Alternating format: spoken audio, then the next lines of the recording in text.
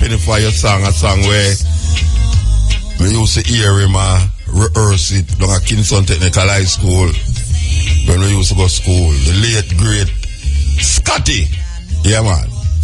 Before that, you hear John Holt, Time is the Master. Big tune in England in them days there. This is the Cutting Edge on RFM. We're there with you next Wednesday. We're there from 10 to 2.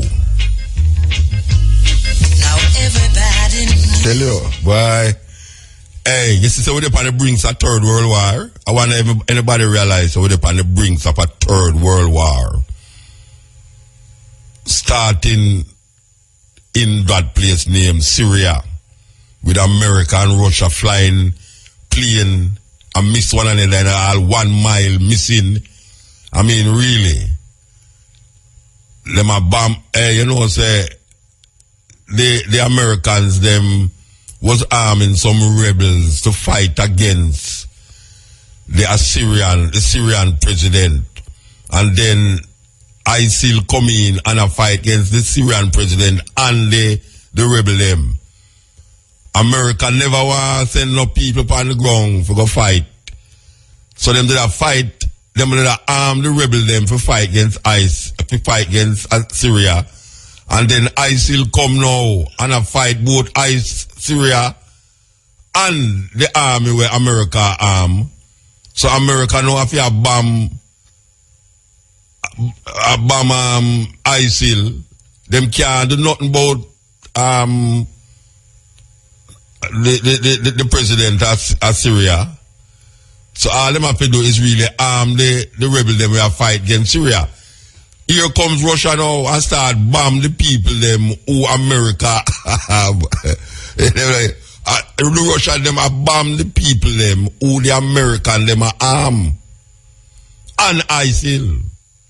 Because them now a friend with the president of Syria. And the American them cannot do nothing against Russia. So now all of the man them who used to fight against the president of Syria are defect, a runway. Because the Russian them now has sent out some missile where them never use them a test out all them new missile against and the American them a ball out and I say, all the time about you now fight against ISIL and you now bomb up most of the people them who have fight against the Syrian army, the Syrian government. So it's a problem because all of them are fly plane over the same airspace there. All of them are the two of them are fly plane in the same airspace. Almost a lick up one another and the Russian them a torment them. Yeah, and to me that happened, the Russian them look at them a torment them because them a say, watch out now. You never did do nothing to get rid of ISIL. You're afraid to put people on the ground for go fight. Because you make that blunder in Iraq. And now we come here now, come and fight. You come talk about we now fight against ISIL, we not fight against ISIL, we fight against the army where America arm. Well, you know, say, even the American people must say, ask the question, which one is more dangerous? Assad or ISIL? You have to figure it out. But you know, America don't want to play the game that the friend of my friend, the enemy of my friend, sorry, the enemy of my enemy is my friend. Them don't want to play that game there, that the enemy of my enemy is my friend. So the enemy of ISIL is Russia. But Russia now gonna be, America now gonna turn Russia in a them friend. Because them now fight against the president of Syria.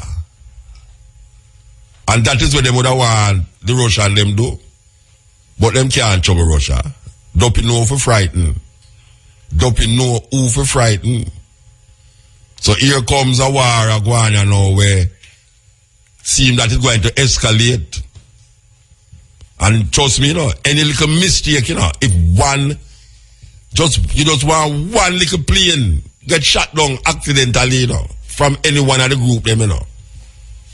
And you know, say, some serious thing are going on over there, so. Some serious, why, it rough, why, I tell you. When you look at all them people and you say, oh, them man, I just war, just war, and them have it's like Russia now try build back them economy with weapons.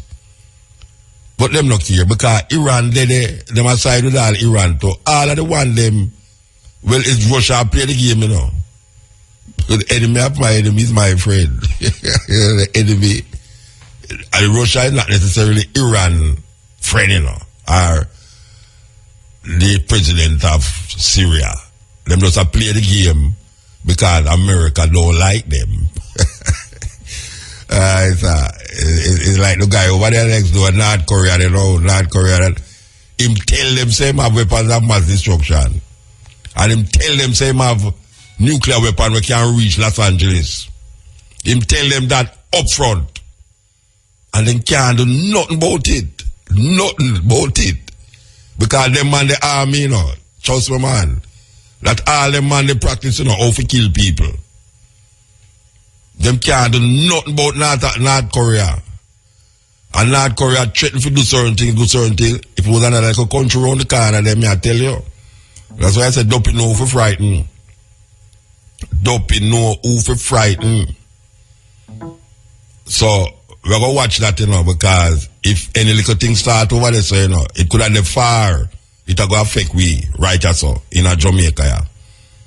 If America, can you remember them did have World War where we never involved in it and it affect we, Yeah, when America, the tribes of Europe did a fight against the tribes of Europe and I kill millions.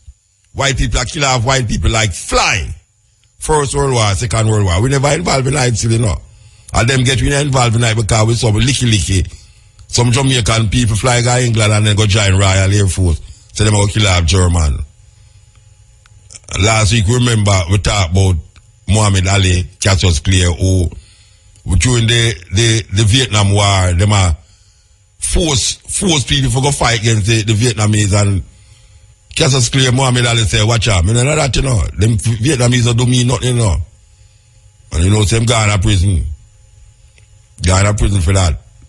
When him in a prison, him really transform him life. One of the greatest boxer, if not the greatest boxer ever live, Muhammad Ali. Say him not going to Vietnam, go kill no Vietnamese people. And you see what happen? Them lose the war, big America lose against some little rice planters. Can you imagine that? People who does a plant rice. Don't know nothing about no war. America go over there with them big weapon, this and that. And boom, them lose. It's about 50,000 American dead. And then now them go bomb Japan, Hiroshima, Nagasaki, them bomb it. The only country on earth that has ever used an atomic bomb against a next nation. The United States of America. Up to this day, the residue of that bombing has affected the Japanese people. Up to this day. Up to this day. And then you have China around the corner there. Meanwhile, them are look at China torment America again with cyber war. Cyber war. I don't know if Tony know about them thing there, Tony. And Tony me a call like that. It come like, he did have a group named Tony. What did they wrong to that group there? You know that group, the Tony? Yeah. What did they to that group there? One of the Tony them left the other Tony, how it go? Anyway, we have a Tony in the studio here, and she did on top of the truck with me. She is the what them call you now? What them call you? Social media producer. She's the one responsible for all the picture them what you see. I come out on the social media.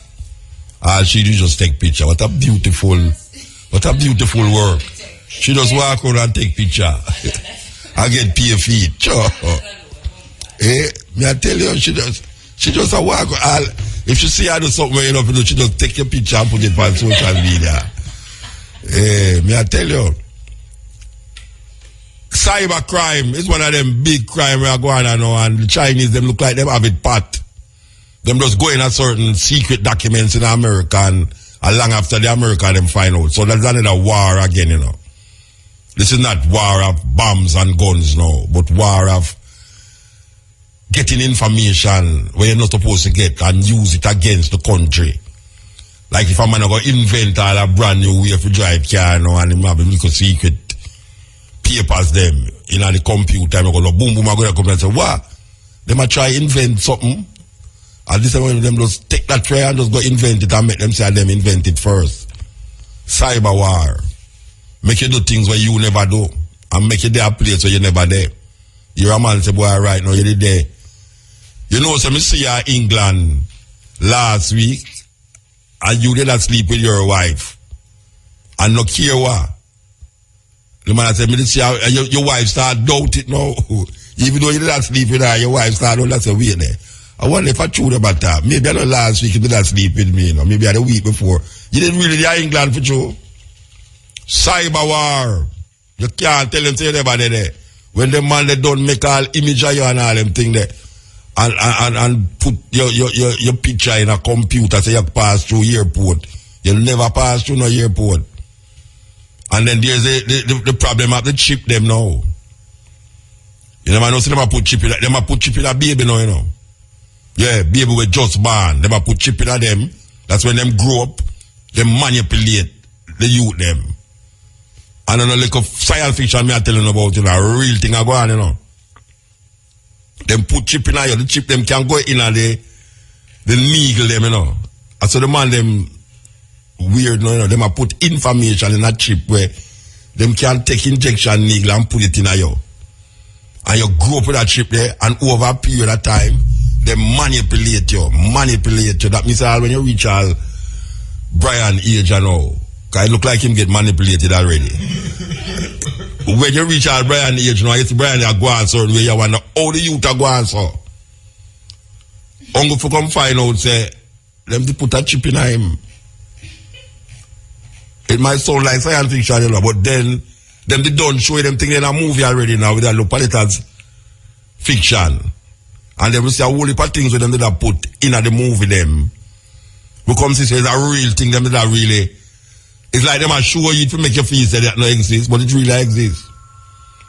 It's like when them call now, them have, when them call it, when them multiply you, them genetically modify you. Yes, them genetically modified people. Because them genetically modified animals already, you know. And them genetically modified all the chicken where you eat. That now them have chicken, now them have produce chicken without feather. Can you imagine that? You produce chicken without feather, you know. And the chicken will come all in a 1 week, chicken get big and broad and fat and lovely and you eat that, you know. Them are genetically modified most things now where we are eat. Most of the food them we are get from America is genetically modified food. Them modified for either get a bigger yield. Them modified that it not get rotten, it not stale. So you have all one tomato, all 1 year, you put in your fridge, you see it come back, you see it look same way. Genetically modification. Them genetically modified and a producer too. Oh, you know, Malik? I hear say them, hush. That's how it go. Hush. Here? Hush. I'm going to take them up. I'm going to talk to them. Yeah, I'm going to talk to them. They must get good care. They have big radio station. They have big radio station. They must get good care. Click it. Do you or someone you know have a drug, drinking, or gambling problem? Rise Life Management Services. We're there with you. Yeah, man. We are talking about... you know, so we want to thank the producers at IRFM who was involved in that coordination and organization of that march/motorcade that took place on Sunday for Paul Bogle. We're talking about Samantha, Monique, Shamar, and Tony. Yes. Tony. Yes. Don't call her here regular. Not Tony. Tony is a name of a group from long time in the 80s there. I don't know where I'm to them now. But I want to thank all of those ones to make me there really feel good. I feel energized. Yes, I feel energized, and I feel that IRFM did a wonderful work to really manifest that work in the way that it was manifested. Yes. We can thank Cabo a little more and Nick and all of them, but it's four sisters. The four sisters them really are emphasized right now. Monique, Shamar, Maid Gone, Samantha and Tony. Those four ladies did a wonderful work, and I will be talking to management for some bonus for these ladies. They deserve some bonus. They definitely deserve some bonus. On the line here, we want to talk to Clinton Hutton. Blessed man. Yeah, Clinton. What are going on, sir? Hello? Yes, Heaven I, no, hello. Yeah. What God, hello, I say hello. I say it's so loud in the ear that me help it you. No, you give a wonderful, though long, but a wonderful presentation the other day. All the children, them was really interested in what you were saying. Quite so. I mean, it was wonderful, man. I learned a lot there.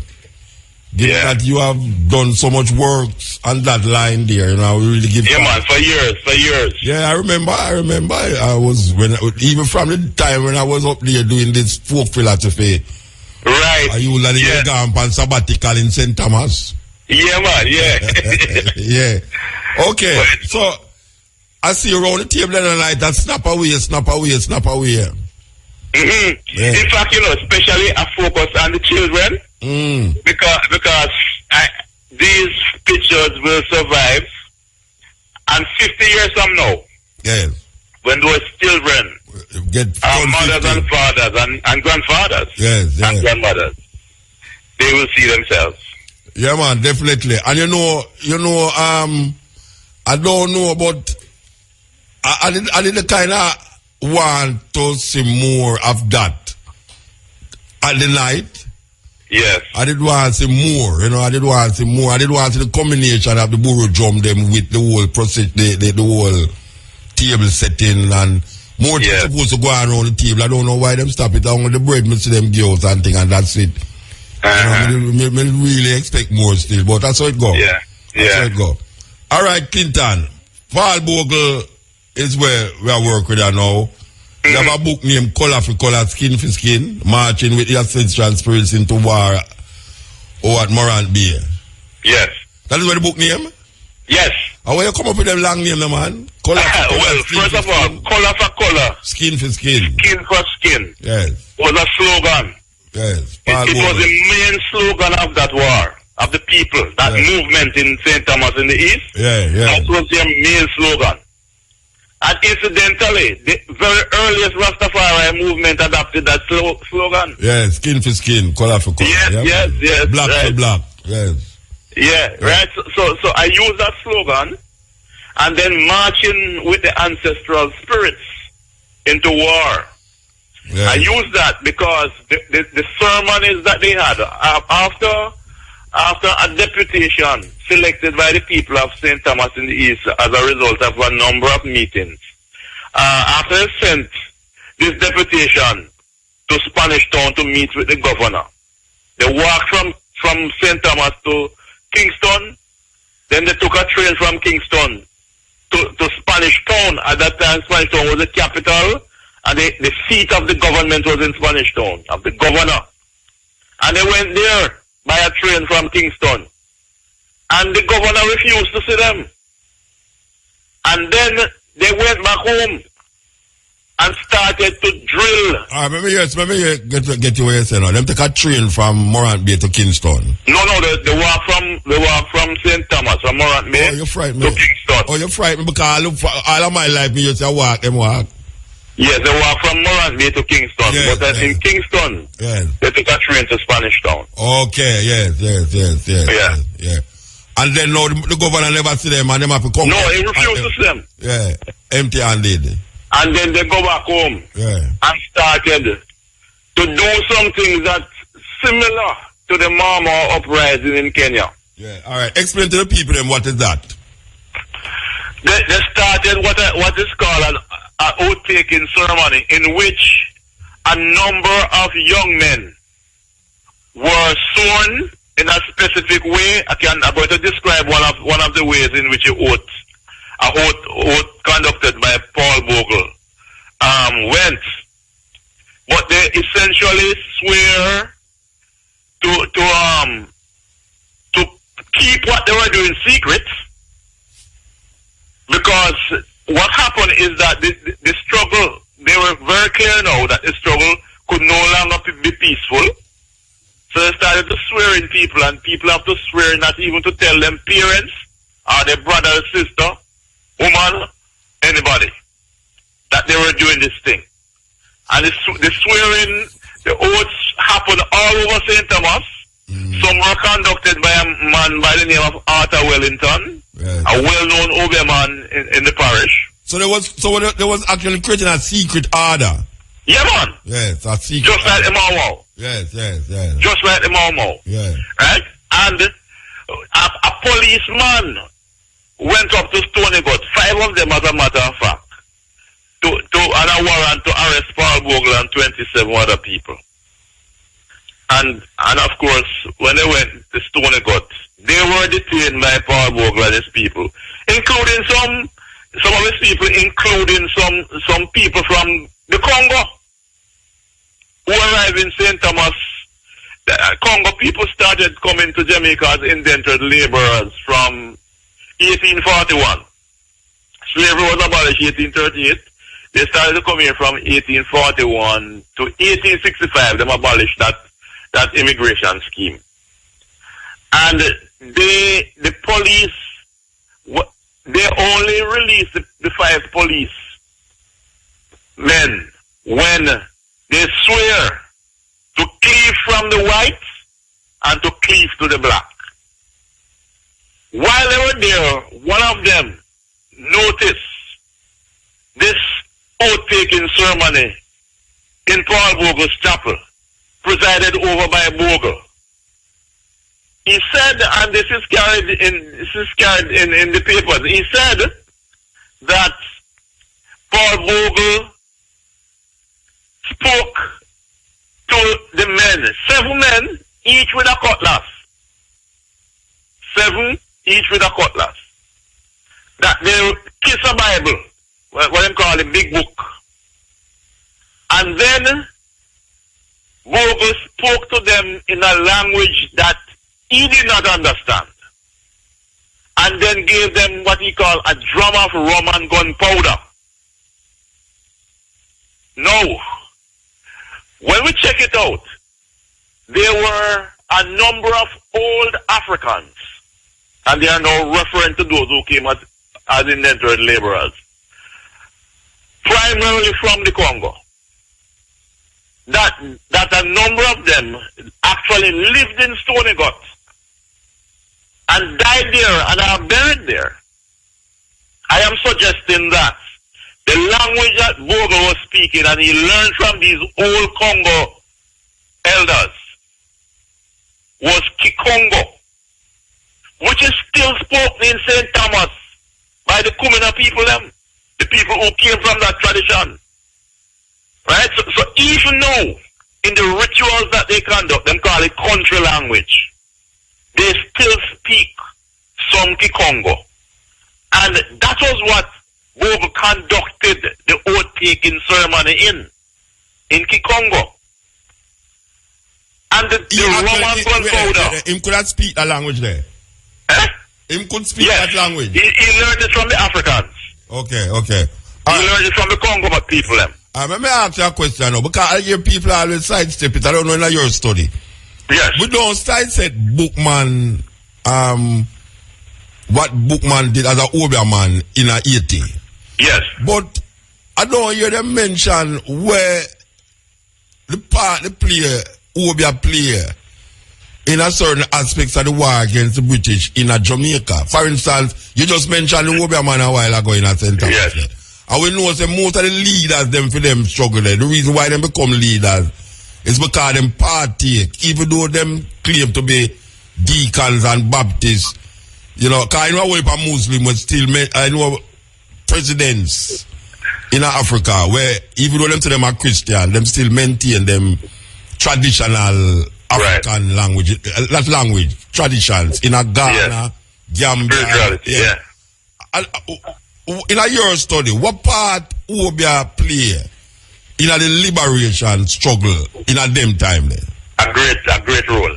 In fact, I would say, Muta, that one of the reasons why we are talking today on radio is because of Obeah. I remember you have a poem, and in the poem you say, even if, I don't remember the exact way, even if I like Obeah. By the ballot or the bullet, by the Bible and the gun. Right, that poem. Even if you have to use little Obeah, we have to that poem. Or voodoo, yes. When you say that, I already knew that a whole heap of that. The first major uprising in Jamaica, led by Taki. Taki was a healer. Taki was an Obeah man. He is the first major leader of an uprising, a national uprising. Now, an uprising that incorporated, put it another way, an uprising that was a Pan-Africanist uprising, in the sense that it involved different tribal and ethnic groups of Africans, not just one set. Yes. And as was the case before. And it expand the whole of Jamaica, even to Westmoreland, even though St. Mary did there. Exactly. Yes. Exactly. So we see, therefore, the first and all subsequent uprising, including Sam Sharp, 1831, 1832, Obeah played a very important role. In the oath taking ceremonies, it played that major role because the Obeah men were spiritualists and women. In fact, Nani was one. Oh, she was one. Yes. And she was the biggest one out of the whole of them. Yes. She was one. Nani was one, right? That is why them ban it, you know. That is why them ban it. Look here. The first anti-Obeah law in Jamaica was passed exactly after the uprising led by Taki. Yes. 1760. Yeah. Right? Yes. And then after that, them pass a series of others, each time becoming more draconian. Yeah, because you know what happened? Them would have wake up, some white people that wake up one morning and find some dead chicken hang up at them doorstep and some. What all of that happened, and guess what? They were afraid out of their skin. But you never, me don't say what I'm going to say, because when them see that, them decide them to go back to England. Them decide, there's a record in history about Bookman too, you know. Absolutely. Yeah, because it's a fear factor. The Obeah sometimes play upon the psyche of people, you know. Absolutely. But people don't understand how deep the psyche of people can be used or used against them by using certain things against them, you know. Is that, absolutely. And I remember leading up to Morant Bay 1865, a number of people start to, like in St. Elizabeth, start to hire guard for guard them house at night time. We're talking about some of the white people them now. Because another thing that they banned, but they were never successful in stopping people from using it, was the drum. Yeah, the drum was. In the United States, they successfully banned the drum and the people start to use different ways to keep the drum alive. Yes. Like them chess, tap dancing and all of that. It used to send message. Yes. Yeah. Them used to use the drum to send message like a telephone. Yeah, man. Yes. And they could hear the message from miles away. Yes. Absolutely miles away, right? I don't know if you know this, but when we had the movie named Sankofa, we read about this. Them used to ban the cornrow here too, you know. Oh, I didn't know that. Yeah, one of the reasons I was told why them ban it is because, for instance, Nigeria, the way the woman wear her head tie symbolize her status. Right. Yeah, that is a way to tie your head, so well, you are married, you belong to. Right, yes. Well, in that slave plantation, the way the woman can right here, without speaking, she could have walked through the field, and the man them who are plan uprising can look on her ear or cornrow and know, so well, I'll read the message. Slave master gone with a weekend, or it's a very scientific approach to things, because I remember say most of the women them did that work in the house.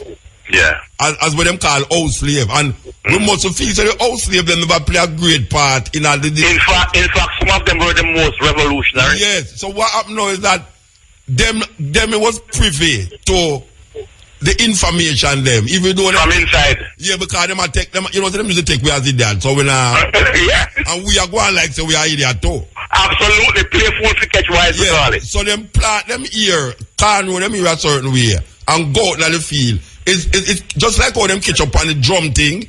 It's the same way them catch up on the cornrow thing. So that is why there is a kind of stigma about black woman doing them ear in a cornrow. Yes. And drumming. And Obeah. All of these things sip it into how black people used to use them thing there. Against the slave master to liberate themselves. Anyway, continue bridging. Yeah. Like that. So in leading up to 1865, you have the oath-taking ceremonies. And there were actually, in fact, my research to about 5. They executed about 5 Obeah now. About 5 Obeah men were executed during the suppression in St. Thomas. For striking fear, especially the woman, the white woman, they're afraid of Obeah, like. Yeah, and then, guess what happened? There was one named Arthur Wellington, who was regarded as the most potent of them all. And actually, he told the people, and this is how Obeah, for example, helped to solidify the fortitude of the people to confront the British. He told them that they can't harm them, no bullet can kill them, and because the people believe and the rituals surrounding that, the people confronted the British. You know what they did? The man who did the military operation for the British on the ground out there in St. Thomas, their military leader on the ground, was a man named Colonel Francis Hobbs. They ordered the execution of Arthur Wellington and cut off his head and put on a pole. And he said he did it because they want to show them same can't they want to show the people them that no incantation from the Obeah man can save them. But not like the maroon them they do to tacky to man. Oh yes. The maroon them they cut off tacky and put it on they did that, yes. Yeah. So alright, so you say them do that now if you put fear in the other African them to say, watch out, phone Obeah now go work, because see them a big Obeah man. Yeah. Yes. Right? So that was what happened to Arthur Wellington, and they actually executed 4 other Obeah men. But the oath-taking ceremony, those Obeah men were instrumental. Some of the key persons doing that. As was the case in Haiti, you know. The voodoo priests in Haiti during the Haitian Revolution played a great role in the rituals that gave the people the necessary courage and fortitude to stand up and fight and to believe that even if they are killed, all that is going to happen, Yes. that their death is just a passport back to the motherland. And the same Sankofa. Absolutely. That was the essence of the movie Sankofa, you know. Yeah, man, I've seen it several times. But people need to watch this movie. A very good movie. Because the girl, my girlfriend in it, Yeah.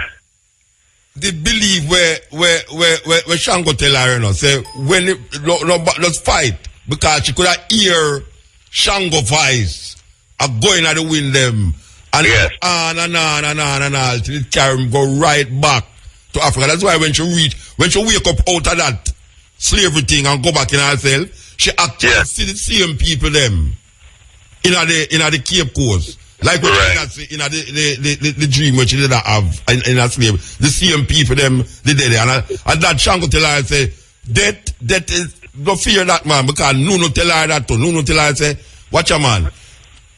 You cannot kill the body, but you can't kill her soul. Precisely. So no matter in what fact, you know, do. Yeah. In fact, Muta, I have seen some documents, and I've used them, in which there's a number of white planters in Jamaica, and some priests as well. They argue that Africans never have any fear of death. Well, Because they believe, and this was in the 18th century, 17th and 18th century now, that these things are written, that they believe that death is a passport back to Africa. Yes. And that the funeral rituals that used to happen, they were a joyous occasion. Yes, of course. You want to go to Ghana, go see funeral? I tell you. Boy, that elaborate. When you go to Ghana at the funeral, it come like when PNP and JLP have wait them there in an arena, man. May I tell you? Yes. Everybody in the red and them black. Yeah. But that's a serious thing, because where happened to, I will let people understand, because even today, I think it's Nelson Mandela that come back and say, if something is not worth dying for, it is not worth living for. Absolutely. So can you imagine you fight a man with don't fear death? Yeah.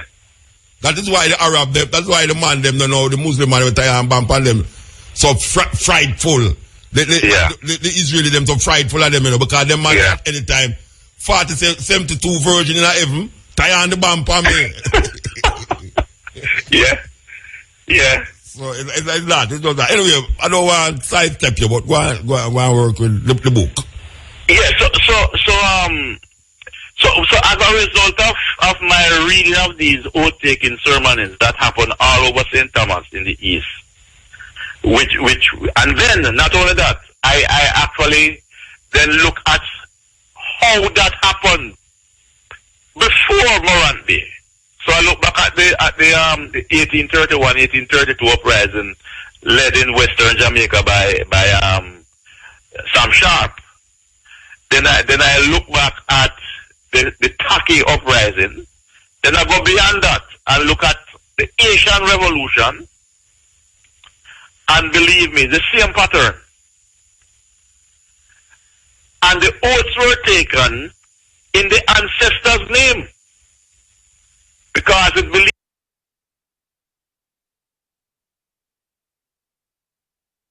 if you take an oath in the ancestors' name, because the ancestors are not a separate part of the community. They are an integral part of the community. They are called upon every day, and that is why they have rituals to feed the ancestors and libation and all of those things. So the oath was to get people to agree to certain things for political struggle in the name of the ancestors, while at the same time calling on the ancestors to join them in the struggle.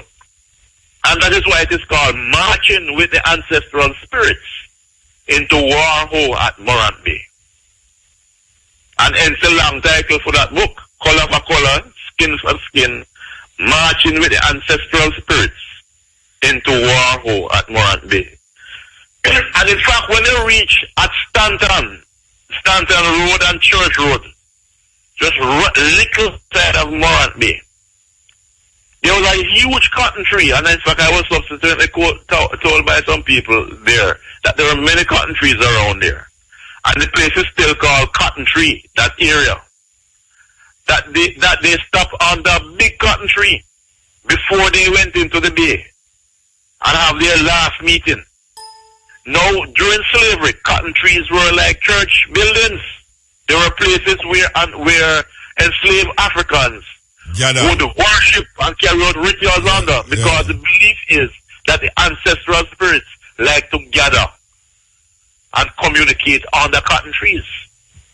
And in fact, one of the reasons why the Americans, when they went to Haiti, try their best to cut down all of the cotton tree them when they occupied Haiti in 1914 to 1932. Oh, that was the reason for cut down the tree them, the cotton tree. Yes. Can I remember cotton tree along a camp there, cotton tree gate there? Yes. That's a big one, eh? Yeah, them have a big cotton tree also out of ferry there too. Oh, right. Huge one, right. Well, guess what? The one in St. Thomas that Paul Bogle and the people stopped under, it was photographed in 1866. In fact, I have a photo of it. Oh, yeah? Yeah.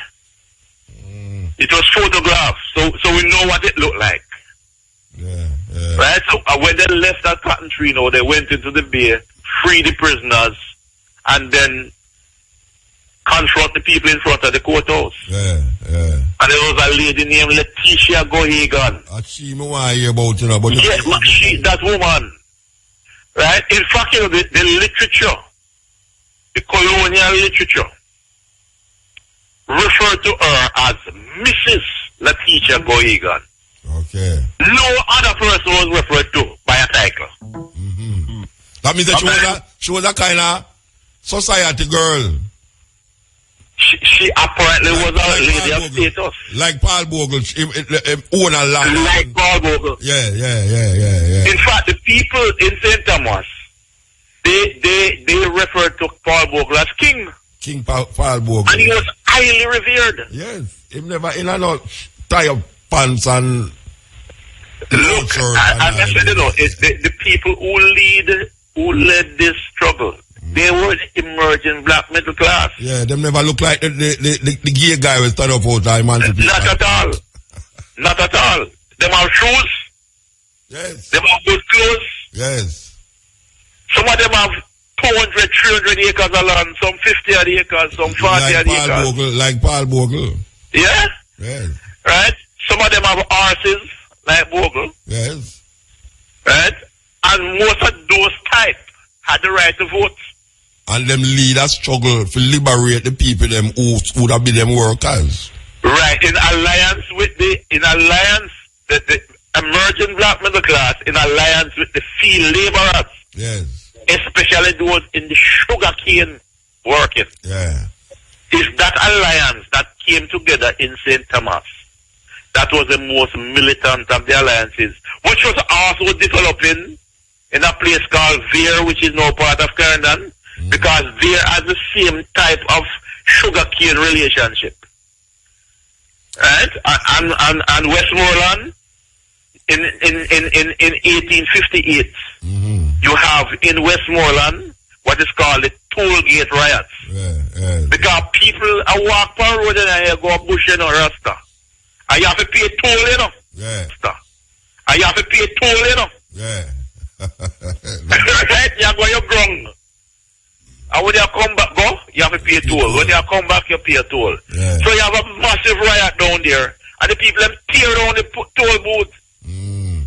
And then more people join them. Hundreds of people. Yeah, block the road them and all them. Yes.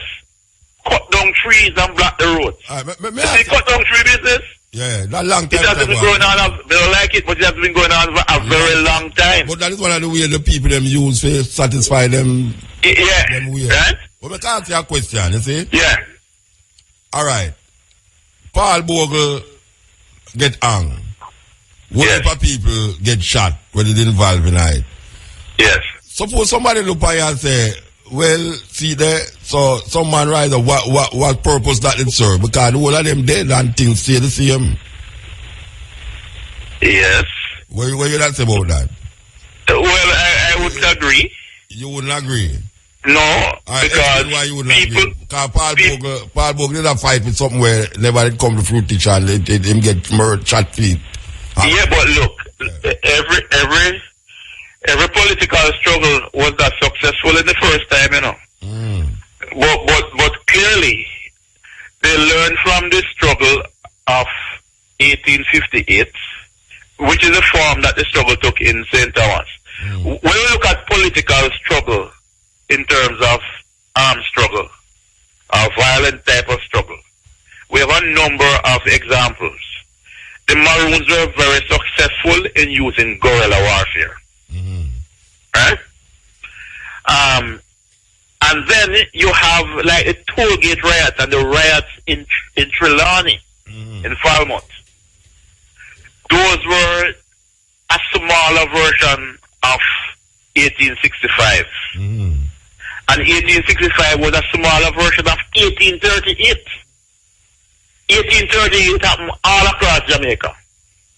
And as a result of that, some of the things that we were not gained as a result of 1865 came in 1838. All right, I'm going to come back and tell me what changed because of the war in Paul Bogle time. Tell me what changed. All right. Cutting edge. Jamaica's gangs are like packs of rats. They live in filth and try and drag us all in there with them, spreading the disease of violence and corruption everywhere. But like a pack of rats, they can be eliminated. With your help. Yes. A long time I don't see me CEO, you know. I want to see her, you know. A long time I don't see her. I thought she would be on the march. Marching with those strong, healthy legs. Yes, okay.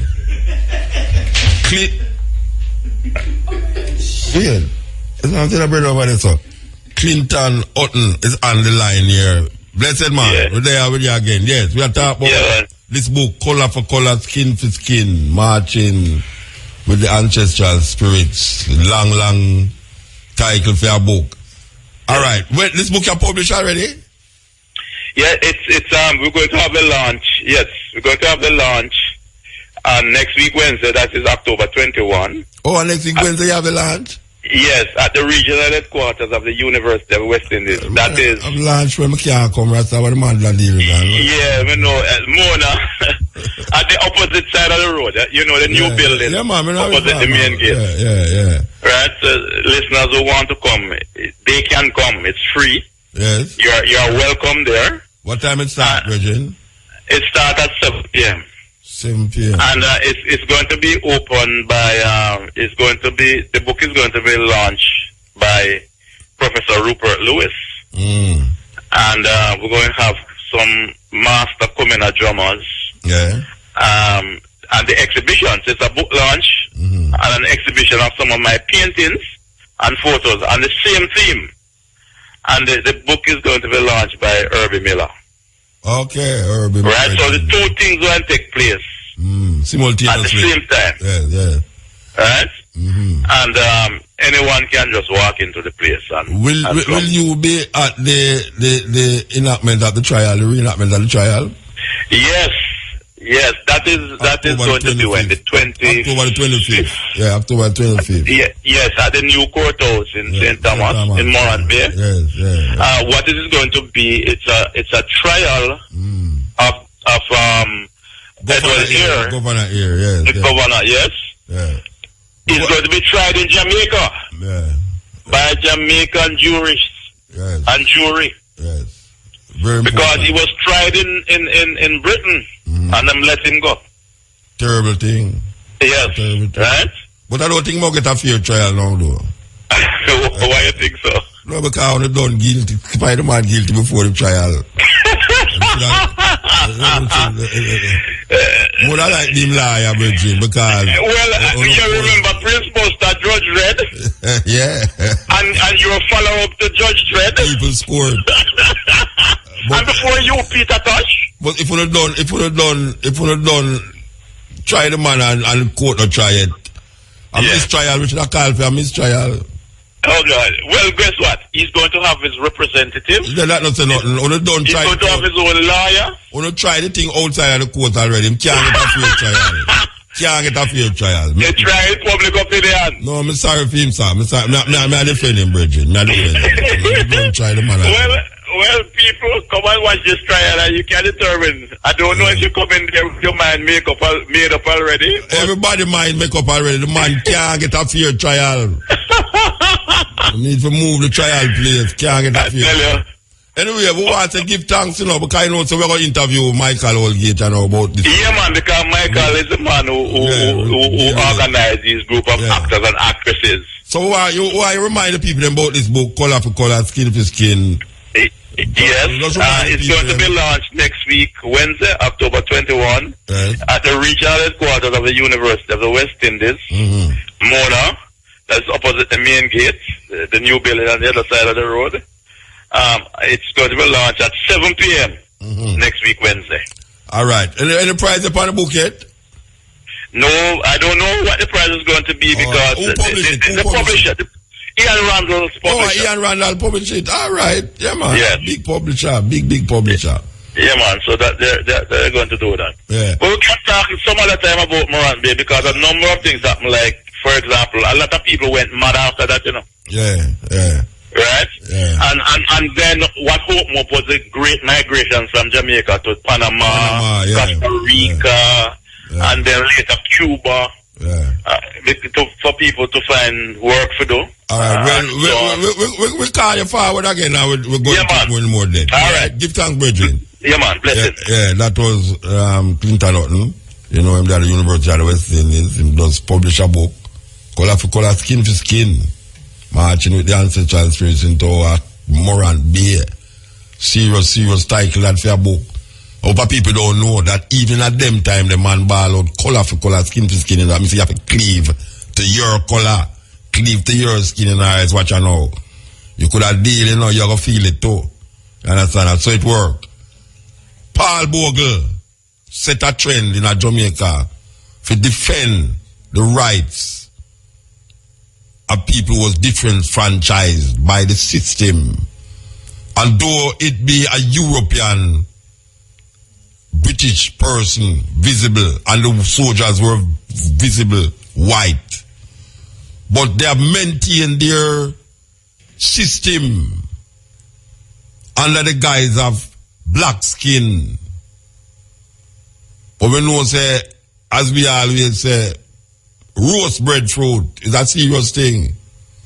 Roast breadfruit black when fire take it, but when you peel it off.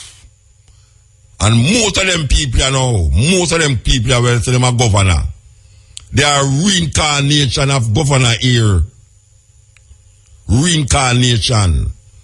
Come back in a black skin. And now, I wonder, where is Paul Bogle? Where is Paul Bogle? This is the cutting edge on RFM. We're going to talk to a man who is he's the director of the reenactment of the trial of governor here on October the 25th. You know, it's the RFM down there again. Yes, RFM are there again, you know. You think the RFM a joke. We are work with all the things for work with, all the people them bring to light certain things historically and see how it can help to motivate the people them into action. Because it's confidence in yourself we I work with. Confidence in yourself.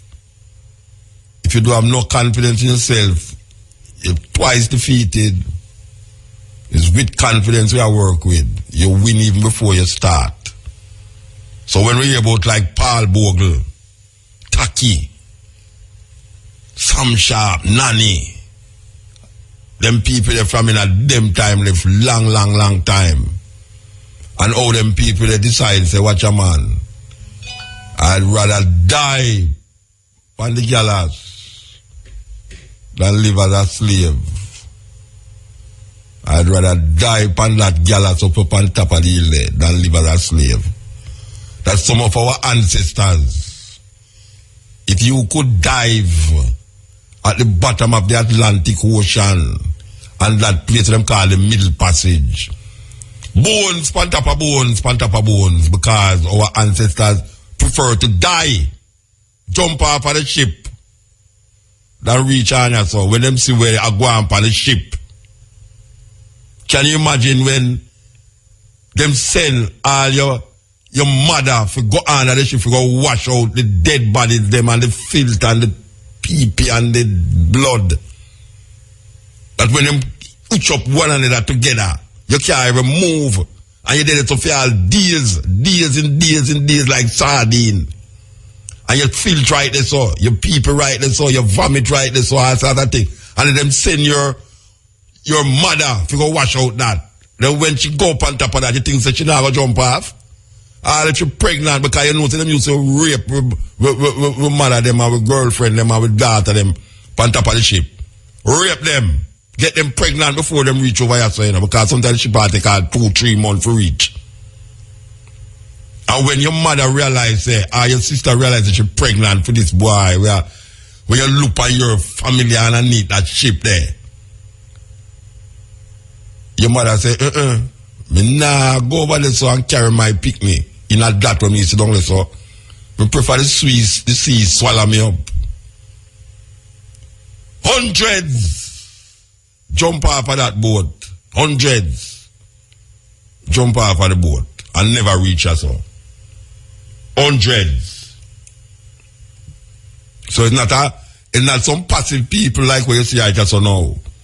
Where guys can come and lick you over this and lick you over this and lick you over this, so you just go on like and say, hey, look at man do this and that and way. Hey, if you don't learn from history, man, you're going to repeat it. That's what history is there to do. History is there to make you understand why you is here today and how you must move forward.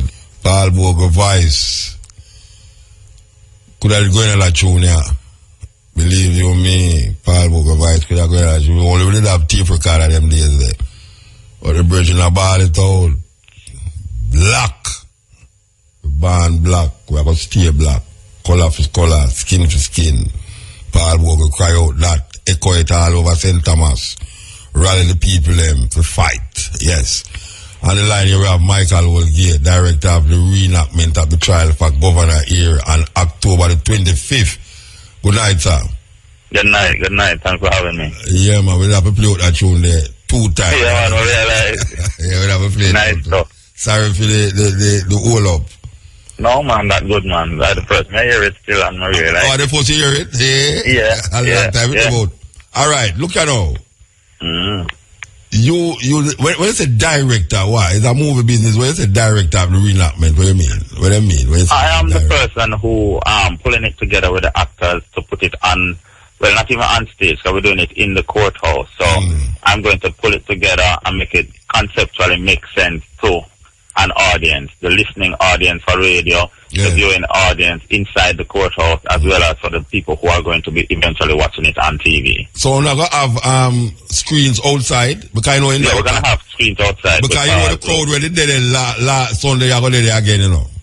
Yeah. So we're going to have screens outside? Yeah, man, we're going to have screens outside, and it's going to be because inside is a real courthouse, so inside it's probably around 60 to 90 people so much can hold inside. And we know that people going to want to be a part of this to try the man who should have get tried a long time. Dead or not, you know? Yeah. So but we're going to have the screens outside. But like what is in the day, all the screen I'm going to show that people them can't see it? Well, I think they're putting it inside tents. Oh, they might put the screen okay. Yeah, I think it's a tent thing they're doing, you know, putting up some big tents outside. I'm not sure exactly how the logistics of that, but I think that is what they're doing. Oh, you don't have no direction about that? Yeah, no. All right. Where take for direct? Tell me now. Where take for put something like this together? What is the process that you? Wow. Well, it started out with first wanting to do something like this, and Bert Samuel, the lawyer, he wanted to do something that would help to bring closure for the people of St. Thomas, and so he actually stood up in court. I don't remember where he was when he did it, and he basically just took on all the roles of every character that is in the script, and him just talk. Because he's a man who internalized this thing, you know, him really feel a certain way about this thing, and him just talk, and he had somebody who was there writing down, typing out everything that he said. And by the time he finished with it, he had a script that included the judge, the lawyer prosecuting, the defense lawyer, witnesses like the mother of Paul Bogle, the wife of George William Gordon, Rohagan, some other people. And so he had a full script at the end of that. From that process now, it comes to me, and when I look at it, I say, yes, it probably can work strong for, if you're looking at it conceptually, it works, but it also needs a little bit of dramaturgy. As a director, I will direct to make the concept come across strongly to the audience, but I felt that I needed some other people to help me to get the concept solid. So I asked some friends of mine, Amber Chevans, daughter of Professor Barry Chevans, and Fabian Thomas, to come in and help me to make the story, take it from the page to the stage, so to speak. You know, help me to get this law brief, if that's the term, into a script that we can use. All right. So who is governor here in all of this? So, you mean historically, or you mean in the product? The one who was sit down there and say my governor here, because you know, so them good at shooting before the court. You laugh about the one. I'm trying to laugh that. You know what I think about it? I'm safe. We want people to be safe, man. Would have to have no security around him, you know. Would have to have no security, because you have some guys out there that say, oh.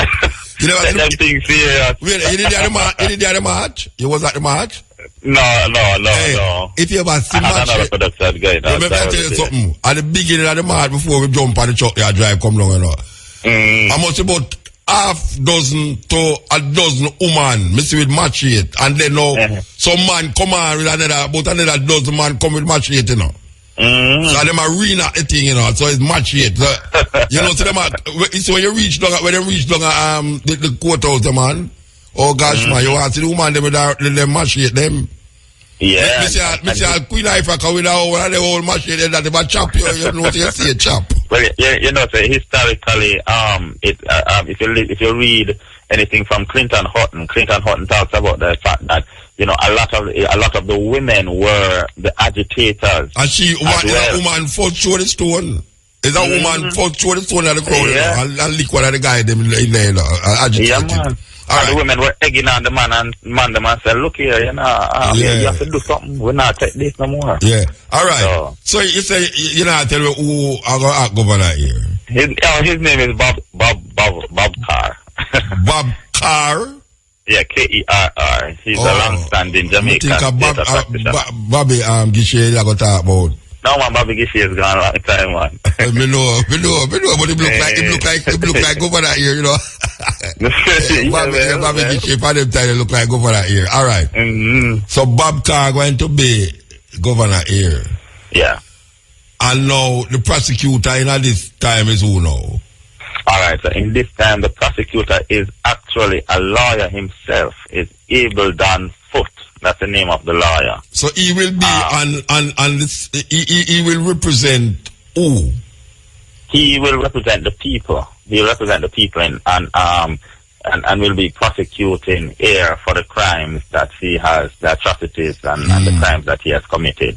Yeah. You know, and he's an actual lawyer. I actually wanted it to be Bert Samuels, but so which part Bert Samuels play like? Him just say it again? What part, apart from just instigating the thing, what part Bert Samuel going to play? His part of the... I allowed him up still, you know, because I don't want him to play the prosecutor, you know, or defense or something. I wanted him to play him not play nothing less, him not play nothing. Really passionate. No, him not. Him just write the script. Him just write it. And him provide consultancy and all that type of stuff. As a lawyer. Him not in a role. All right. I'm going to tell you something. There's a move, well... You know, so me mention it in our crowd at once up at Pegasus and nobody in there never see that movie there with Danny Glover. Danny Glover make a movie named Bamako. Bamako is a village in Mali. And what these villagers did, and Danny Glover actually recorded it, was to put the World Bank and IMF on trial in the village. So they had a whole courting set up in the village, really serious courting, and I try the IMF and the World Bank. Oh. I would really like ones to really go check out the movie there. It was produced by Danny Glover. Okay. We were talking about film a long time ago. No, it's long time, but you're the problem with it now. I turn up there and I talk to him about it, not remembering say, right, say most of the people in the don't even know what I talk about. And here I am, me and him have a conversation, him upon the podium and me down in the garden. And me and him interact with this thing like say it's a popular movie. It's like when I movie them like Lethal Weapon, And it just strike me and I say, but where I think, say, just as me thinking, say, wait there. I want let the people them know what we are talking about. Him say, have anybody ever seen Bamako? Not one, somebody told the man. I was feeling that weird now because here is me and this man I talk about this something and nobody do have a clue about what we are talking about. So, before I say that again, we want to tell the people them say, go and look for that movie. It is a movie that is set in a village named Bamako in Mali. And these people try. Now, really, why I bring up that is for sure say, what going to be done in October 25th is not a play thing. It's not a joke thing. This is a reference point that should be documented, where we have come to the maturity now to say, look, even though this thing took place years ago, but my ancestors is here right now in my personality. Exactly.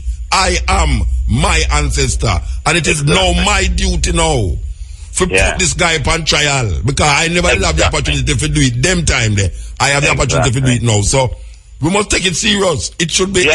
It should have about 5 video camera in there, video this thing, Yeah, man, we're going to have people filming it, and I love what you're saying, Musa, because the whole point is that we as Jamaicans, we as black people, we're taking responsibility for some of those things that happened long ago. We couldn't do it before. We never had the right to do it before. The law was not supporting us to do it before. But now we have something that we can say, we need to.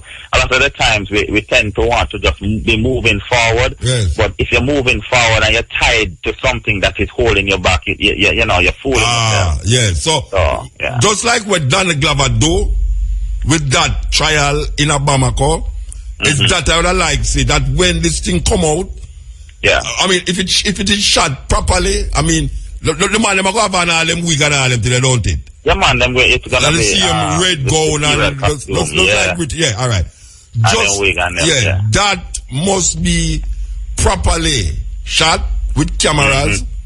That it can be placed as a documentation that we the Africans who was shot in 1865, we come back now and recognize our responsibility to look on this British government and them farmer guys them for sure say you think so we forget. We don't forget. Exactly. We might have forgiven, but we will never forget. Yeah. And this is part of the process. Yeah, man, and so many of us are tied to this thing. We have people, you don't even have to have been to be living in St. Thomas now, because Professor Shepherd sent me something with the names, and she showed me that there were 3 Holgates who were hanged as well. Yeah, your family. Yeah, so we're all connected. It's us. It's our people. Then we same one man. Are we, Are we, man? So we just need to just take responsibility and do what we have to do. And sometimes what I love about this thing, is that we tend to think that it's only the laws that we make now that will make a difference. But the truth is that sometimes we have to do things outside of the law and the system, illegal things. Not the illegal things. Theater this dramatization is something that will affect the psyche of the people. Create our own logics, man. That's what I call it. I call it creating our own logics and not making another man's logics define we. Because over the years, we have allowed the European logics to define we because we talk like them language. And it's very difficult to come out of their logics with freedom language, you know, because what the language that you use is the language you're thinking. Exactly. You know, see, exactly. So it's and if very you're thinking in that language, you will operate according to the rules. According to the logics of the language, yes. And if that language is designed by our people to oppress you, then what that simply means is that yourself. You will be oppressing yourself. Yeah, you oppress yourself. You will be oppressing yourself every time you speak it. And you can't avoid that. But the good thing again, I think, is that the art has a way of taking the oppression back to the oppression and redirecting all of that thing to make sure that we can rise out of it. Because I feel so when a Jamaican dance, a West African dance, I feel that it liberates you because you are not using the verbal language. You're using a physical language that is even more powerful. You know, a sign, you know. Sign language more powerful than speaking, you know. Oh yeah. Your mouth never make me talk, you know, your mouth make feet. And develop in a talking. But when man find out say mouth we think we start smart, we start using tongue for yeah, we never a sign language we did use all the while, man. I eat your mouth come for eat, you know. A man start to develop this go and then start to form language and then confuse one another. But you know, what I say about the understanding of the logics is that you know them say if you know say it's an illusion, you have to use the illusion. But first, to use the illusion, you have to know say it's an illusion. Because if you don't know say it's an illusion, you know, you're going to be in the illusion and get crazy, get weird. But exactly, you have to know that it is real. Why I'm saying that is about the idea of the logics, the European logics as defined in the language, that we who know that this logics in this language is where we use to define ourselves, we know that so we be able to come out of it even though we're using the same language.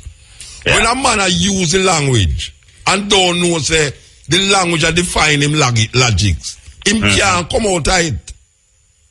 You know, absolutely. You know, as you're talking now, what I'm hearing is I'm seeing it's a metaphor for the movie The Matrix, where people are locked into this matrix. It's a black person right that you know. You didn't know it's a black woman, right? No, and then and them take it and I mean I win the court case. Yes. So win it too, that's win the case. So she was tapping into something which reflects and represents what it is that we are going through. You know, we're locked into this matrix that seems real, but it's not really. No.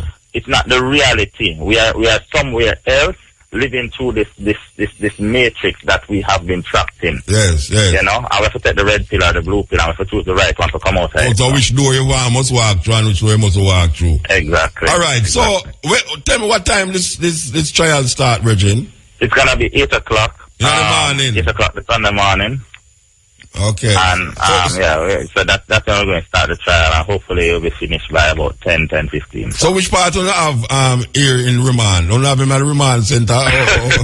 Tell me don't have him in you're going to find the building burned down tomorrow. No, man, we can't tell you we don't have him, man, because you know it's not politically correct. So you have security and cross the board, but given who Paul Bogle was, I find it straight that him should have put up a statue of Paul Bogle in a tear-up clothes with a thing in him and a no shirt on and him something like. Right. How would do that? No, we shouldn't do that. No, what's your name again? No. Oh, who made that statue there? I'm not sure, no. I don't think that one. Oh, God, my brain can't function. My brain not function. I don't remember who did that one, but truthfully, he was a deacon. Yeah. He was a landed man. Him own land. He owned about 500 acres, them did say. Yeah. Yeah, so he's a man of property. And in fact, George William Gordon apparently was one of the persons who helped. I'm friend, man. I'm friend. Yeah, man, I'm good friend, man. Yeah. Good friend. So I know Enna Manley do the statue. I know Enna Manley do the statue. I was wondering if it's her, but I'm not sure. Honestly, I'm not sure. Remember. Somebody will call me and remind me though. But what may I say is that. But a part of it is how we see black people in those times, and that one of the things that I push in everything that I do and every production that I do is that we need to start re-languaging the thing and start calling people. They were not slaves, and even they were enslaved Africans, and even some of that. I don't want to say enslaved Africans. They were people. So we'll come back to the language again. We'll come back to language again. Yeah. And that's why I'm totally against that two statue in front of Emancipation Park. Because it gives the impression that's how we did a run up and down. I saw we did a run up and down naked and we don't have no erection and all. Something we look for a woman and all. It was crazy. I understand. Yeah. All right, so we're going to look forward to it, you know, brethren. Yeah, man. And the whole of St. Thomas, I look forward to it. Because you know, I tell you, the amount of people, the amount of car in front and behind me, I tell you, it's about 2 miles of car, you know. Mm-hmm. Yeah, man, plus people did a walk and the rain now make everybody run for shelter, but it was something else, man. I don't know if anything like that ever happened in Morant Bay before, apart from the rebellion. You know, but we give thanks. All right, Michael, we give thanks. Yes, sir. Yeah, man, we give thanks. And we look forward to this day, the 25th October. It starts 8 o'clock. RFM will be there. Running African will be there. And we will be broadcasting the trial live. Yeah. And it will also be on, what them call them thing again? Internet. It will be live stream. And we hope so. I recommend you get this sister with there with named Tony. Get her a camera.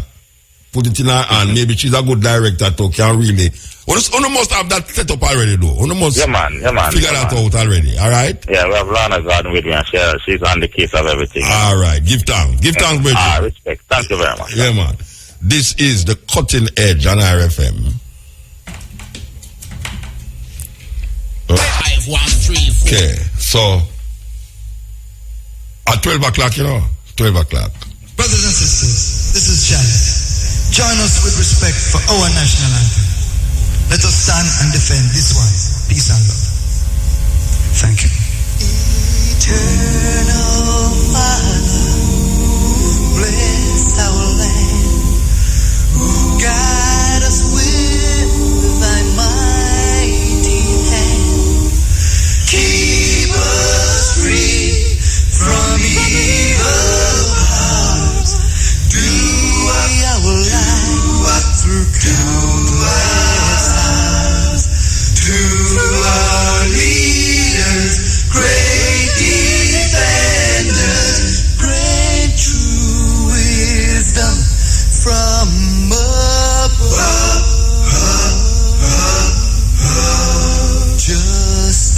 Justice. Truth. Be ours forever. Jamaica, land we love. Jamaica. Jamaica. Jamaica, land we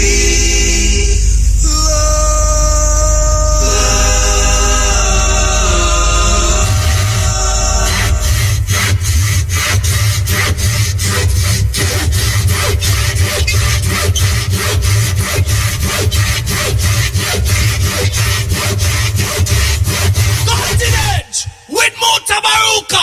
We are listening to the whole of it. You know here. Cutting Edge. The edge. Cat, you know, black cat pass to cross to them say you have to walk the other way. Because, you know, like what man say, don't walk on no leather. Them don't tell you don't walk on the leather because it could have dropped long for you. Them say don't walk on the leather because bad luck.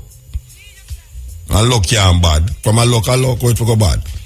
But them say, black market. Like money now, when you sell money upon the black market. You know what I mean? Black sheep of the family. You know, the worst person of the family is the black sheep of the family.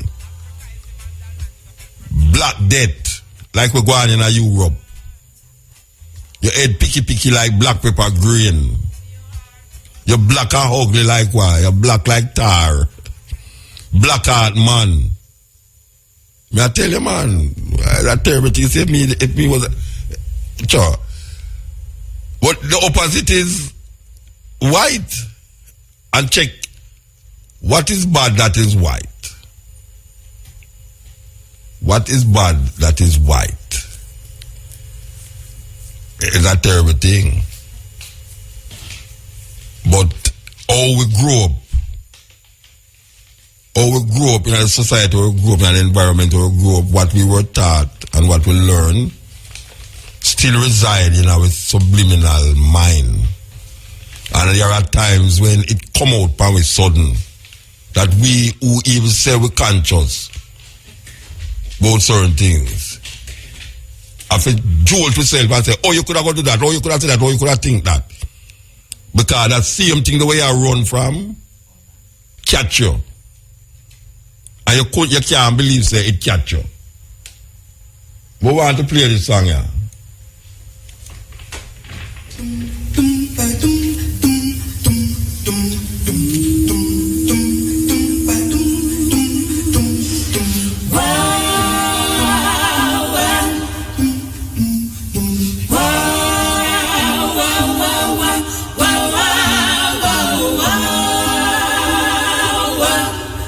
The 5 years in prison, but he appealed right there and then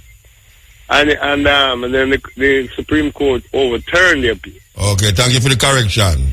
Yes. So the point I was trying to make though was that this man say him now go kill people who never trouble him, so him refused to go. Oh, yes. I mean, I give thanks to the thing that him never really go to prison, but no, he was just sentenced. Yeah, he was sentenced to 5 years. He's not going to Vietnam because Vietnam he didn't do anything. Yeah, that is really the point I was trying to make. With that, yeah, so he refused from going to harm. Yes, that was the reason why he was sentenced. Yes. But the appeal took a while, so a lot of people didn't follow up. Yeah, so them think he was in prison. Yeah, they think he went, but he didn't. All right, thank you very much, sir. Okay, you're welcome. Yeah, man. Okay. Blessed man. Respect, man. Yeah, highlight something from Paul Bogle. Yes. But what I want to tell you and research if you find out. Because one day I'm going to go to England, and one white boy, me and him attack. And he say, you Jamaican? Paul Bogle, cut off the Costas head.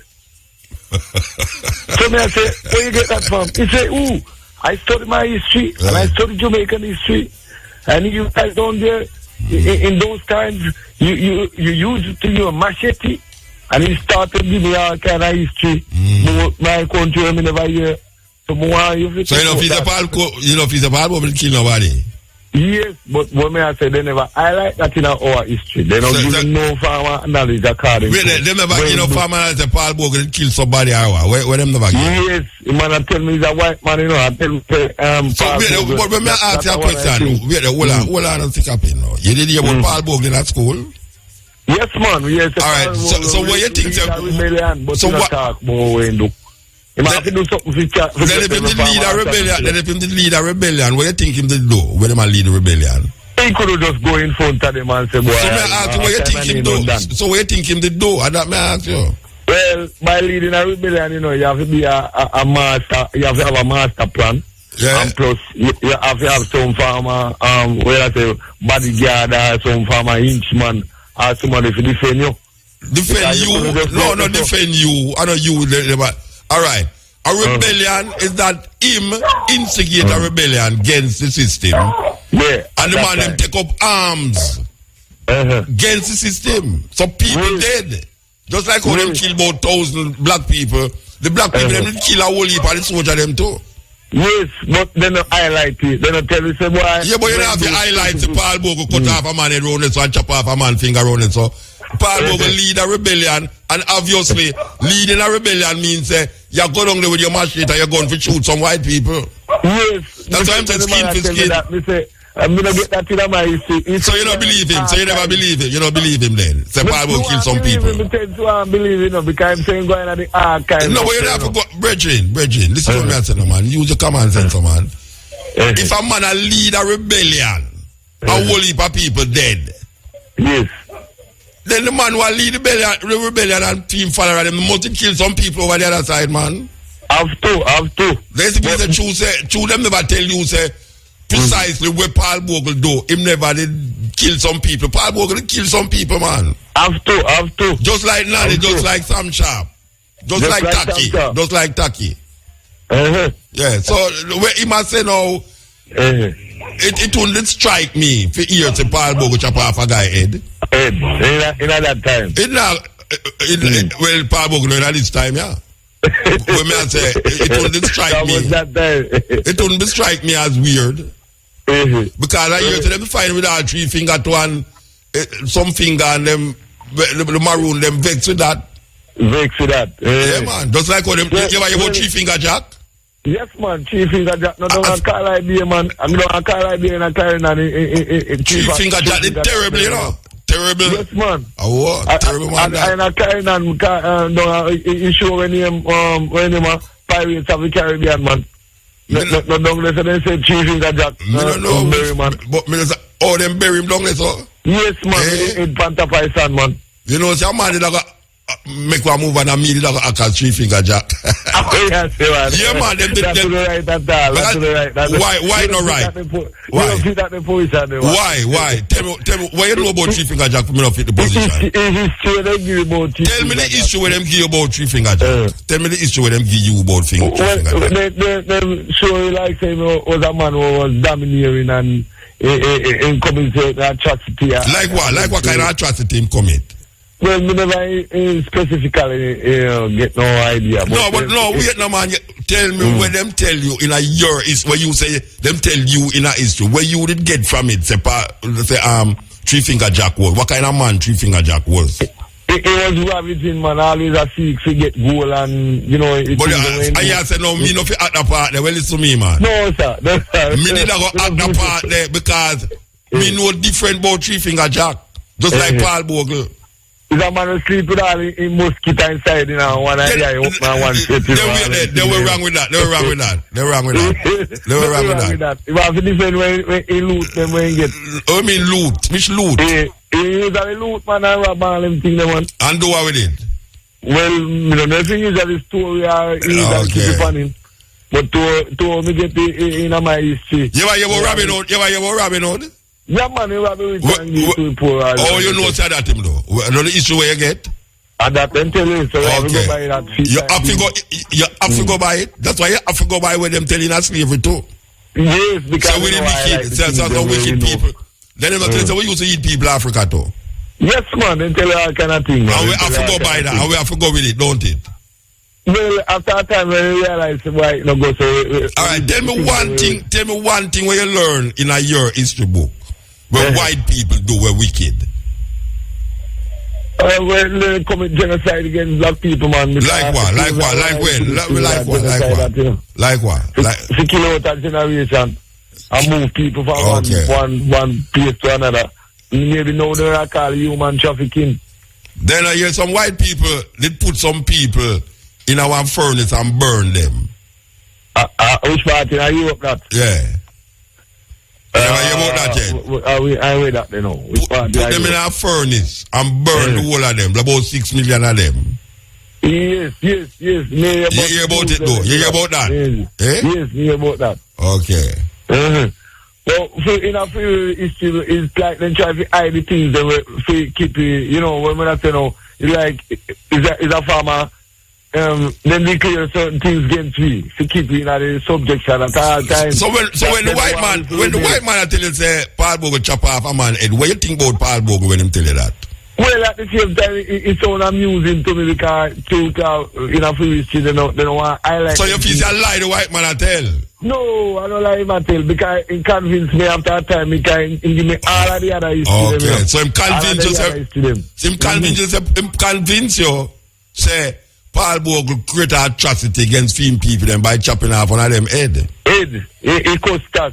Yeah, so when I say no, but when I say no, he might tell you that to make you look on Paul Bogle as an evil man. Yes, and that he want to portray Barbara evil man. He's a barbarous man that Paul Bogle. You Jamaicans, I say man, I express yourself to the man. Yeah. I mean, I look on it and say, boy, them things, you know, the farmer free. Them never highlight it. Hide the things them from me. Nobody hide nothing from you, man. Seek and you shall find, man. Anyway, we have to move, though. Yeah, man, respect Muta. I say go, you know. Yeah. Okay, so, Paul Bogle.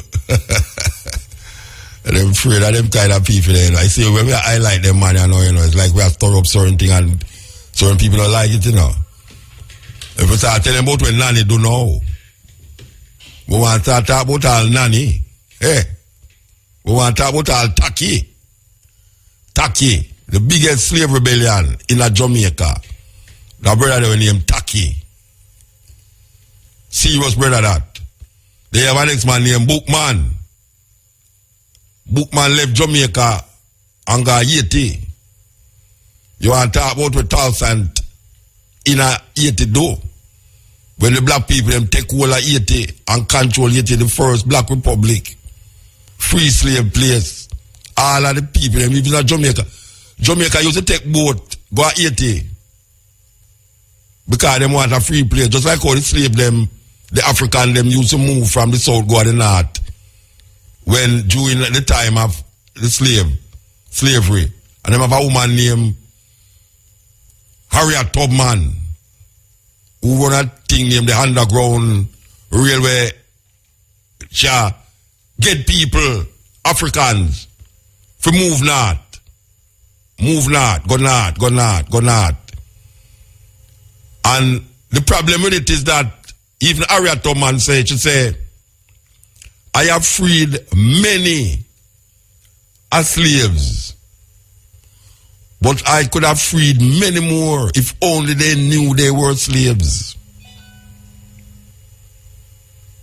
I want to hear me say, Harriet Tubman say, this woman them called Black Moses, female Moses, to say, I have freed many slaves. I could have freed many more if only they knew they were slaves. That don't sound familiar. That sound very familiar in this time, yeah. At 20 years, I never really talk to the slave them. I try to educate them. I could have educated many more if only they knew they were brainwashed.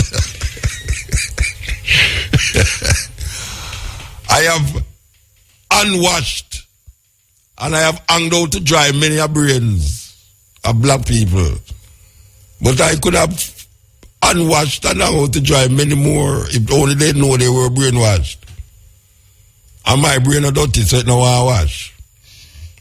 So, the thing is this now, that a whole lot of people are so no feel to them as slave because they not see no chain. Them not see no chain round them foot, no chain round them neck. So who the hell is Mutabaruka that them a slave? Well, I want to tell you something. Our ancestors see the chain round them foot and round them hand, and them take chisel and lick it off and run away. We not see no chisel. We not see no chain round our neck. So we think that we not no chain. So we more enslaved than our ancestors in this time here because we turn bossy slave. Bossy slave. We are bossy slave. Walking around in them suit and tie. In the hot weather. 96 degrees in the shade. Real hot. The amount of clothes they make we have on in the sun. Bossy slave. Most of them sit down in a parliament. Most of them sit down in a parliament. Bossy slave. Black skin, white mask. Yes.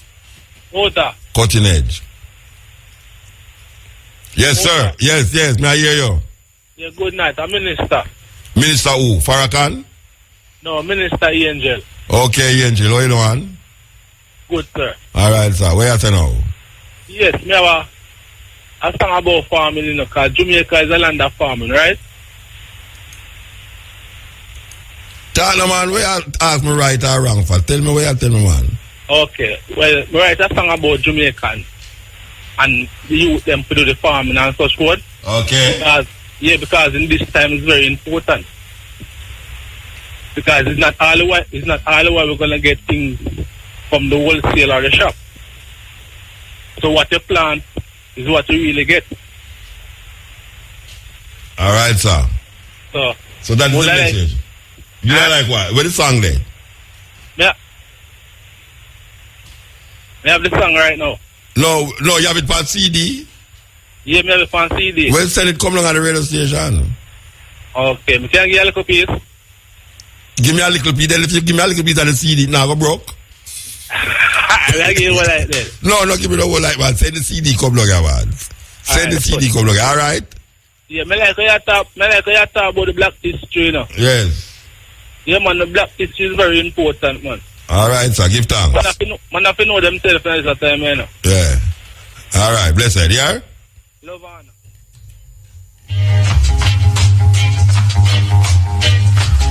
Jackie Me Too, next week Monday. Yes, right down our street there, 5 Young. 1,000 candles for Paul Bogle. Come here, not the dreadlocks. Come here, man. Come here. Candle lighter. Queen Africa cover the thing with our roasting machine. I tell you, say, now watch it, they want to chop somebody. Hey, you don't have a chat nobody, though. Just put it against them, so the flat part. The machine to be the Queen Africa arm. All you have to do, just rest the cyanide for somebody. Don't even touch them, just rest it for them, so. Trust me, man, you're supposed to drop down dead. But I hear the virgin call and I saw a white man, I tell him how Paul Bogle chop off people and all everywhere. Sound horrible, don't it? Sound horrible.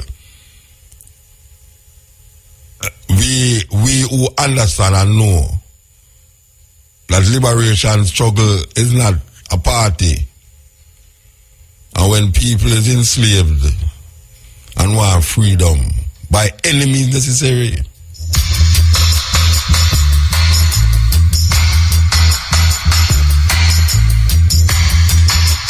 that's why them ban me poem on the radio about by any which way freedom.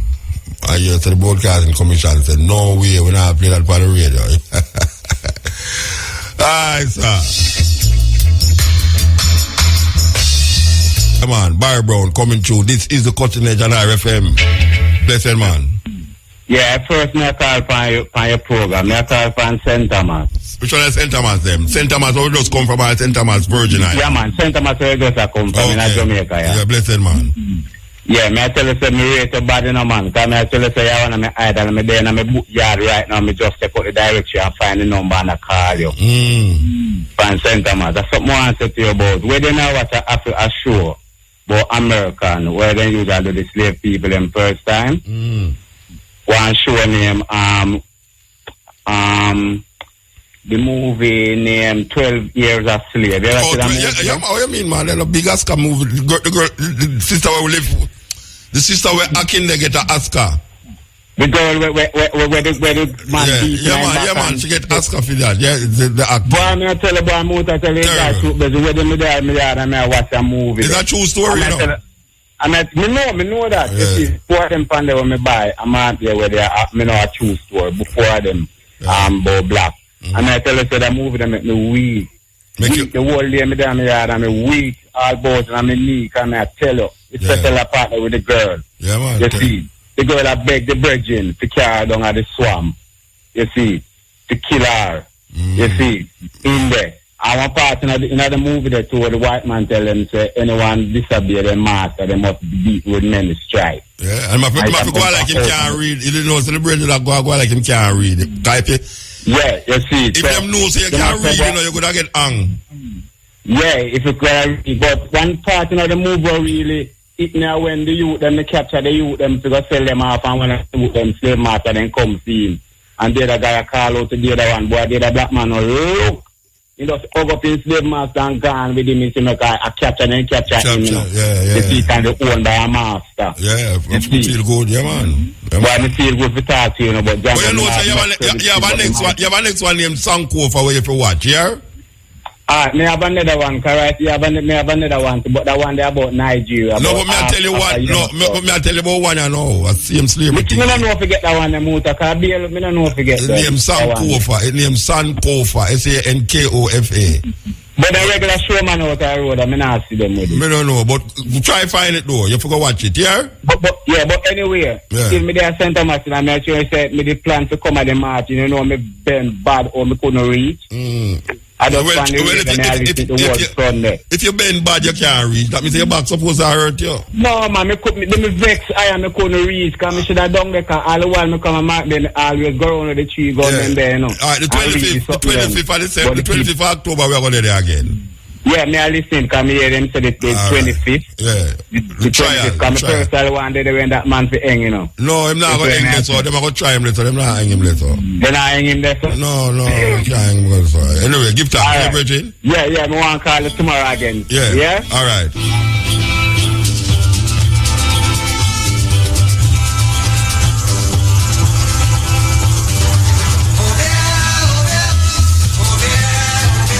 Man. Well, one time, when I do a show, I tell you, say, some man come on stage, him no easy. You know, say, remind me of Lee Scratch Perry. The Virginia from Bahamas, remind me of Lee Scratch Perry. Yes, here we go. All a whole year if he come out of it, I tell you.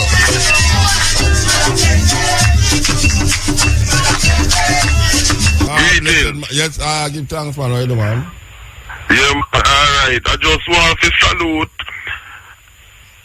those Africans that today the 15th, Thursday the 15th is the start of 70 years ago when the 5th Pan-African Congress in Manchester, England started. It was from the 15th to the 21st in Manchester. And people like my mother's cousin, hear me, Ashwood Garvey, the first wife of Garvey, who was one of the key organizers. Cousin, hear me, Ashwood Garvey, the first wife of Garvey, who was one of the key organizers. Of course, Jomo Kenyatta was there, Kwame Nkrumah was there, Dudley Thompson was also involved, and your boy, enemy of Marcus Garvey, who later repented, and others. But the 5th Pan-African Congress that took place started 70 years ago in Manchester, and it was from the 15th to the 21st. So we remember, because it led towards the formal decolonization, you know. But of course, the fight still goes on, as Kwame Nkrumah had to deal with, and we as Africans with neo-colonialism, you know. And also salute Paul Bogle and those Africans in St. Thomas 150th anniversary, which was on Sunday the 11th. And I heard that there was a lot of rain that caused a lot of problems. Like what you hear? Tell me what you hear the problem. What kind of problem? Yeah, what I heard is that despite the fact that Paul Bogle is one of Jamaica's national heroes, the man who said, remember your color and cleave to the black, that there was no governmental support in terms of... No, you talk about the rain. Why you say the rain caused a lot of problem? That may ask about the rain. No, that because of the heavy rain, and there wasn't any shelter to think that, you know, that there was that's what I have been hearing. So is that true? No, but you still not tell me what the problem it caused. No, the problem that it caused is that people got drenched, and you had people who left as a result because the rain was very hard and that type of thing, you know, and that there was a lack of toilet facilities also, you know. But I would have thought that there would have been some kind of what you call official support in terms of helping with toilet facilities, etc. So maybe you can let me know more where that is concerned, if you were there, or you would have information if you were not there. Well, I did that. I was one of those who was broadcasting it live. No, I don't know the organizer them about the toilet thing. I never did I use a toilet. I don't know, but if toilet should be there, toilet should be there. But I don't know if the rain did stop the crowd. Because when I reached there, the rain did not tear down the place, and I see the place cark up like a wall. And the rain stopped. And when I look, I see people like worried. So I don't know if the rain did stop nothing. In terms of the toilet, no, I don't know nothing about no toilet. So I don't know if, I don't know. I don't know if the organizer them to provide or never. But it No. In terms of the rain, I'm not saying that the rain, I heard that the rain stopped anything. Yeah. But what I'm saying is that the people remained, but what happened is that if there had been some shelter to help, you know what I'm saying? Yeah, but what kind of shelter? That is what I was told. What's a shelter to help? What you about? Come understand? No, man, like you would have some kind of. If you're not some place of rainfall, which part you have to shelter for rain? We don't know. Anyway, but yes, I see what you're saying. Even though it's not, it was not some size crowd, though, was it? I'm asking. It's a some size crowd. Thousands of people, me see them. Me see about 2 miles what a car or bus I drive. All right. So maybe that is even more than some. Me did dip on top of one truck, a broadcast. And when me look in front of me and behind me, me couldn't see the front car and me couldn't see the back car. Massive crowd. I'm glad to know that our people, as African people, turned out and when me dip on the flat, commemorate. When me dip on the flat, people line the road. When me dip on the flat, me see people line the road, a ball out, this and a ball out, that. And when we reach down there, the length of time when we take for reach, which part the actual event I keep. That time we not here. We have to get police to direct inside there. To move the car. Police are to move the car them, because you see the truck where we depend, if you're there a certain distance from the truck, it now go broadcast because it have an antenna upon the truck. But when you talk with the cardless mic them from certain distance, it not really. So which part of the tent that where we have a broadcast from when we come out of the truck. The truck it have to be at a certain point that we could attack and hear it when we can go through the transmitter. So when we reached down there was so much car that is the police them have to go now come and move the car them that we could have moved the truck for going there that we could have the and to clear the way. Yeah. And to clear the way. Yeah, that's we have continue the broadcast. So I am really heartened to know because this sounds like thousands of people were there, and I'm glad to. I'm glad to know. Thousands of people. What do you mean? Thousands of people were there, like. No, I said I'm glad to know. No, I said I'm glad to know that thousands of people were there. Turn out from 6 o'clock in the morning. Yes. And the night before, when them have the table, the table and the coming out thing. The coming out, yes. And next thousands of people there from the night before. Because the people they stay at the place up at Stony Gut. And then when them get up in the morning was the right time now to start the march. Woman with them match rate and man with them match rate come out ready to start for reenact the whole Paul Bogle. Reenact the whole from Paul Bogle. Stony Gut to yes. There. So yes. Yes, that was good. And I must remember what Marcus Garvey Jr.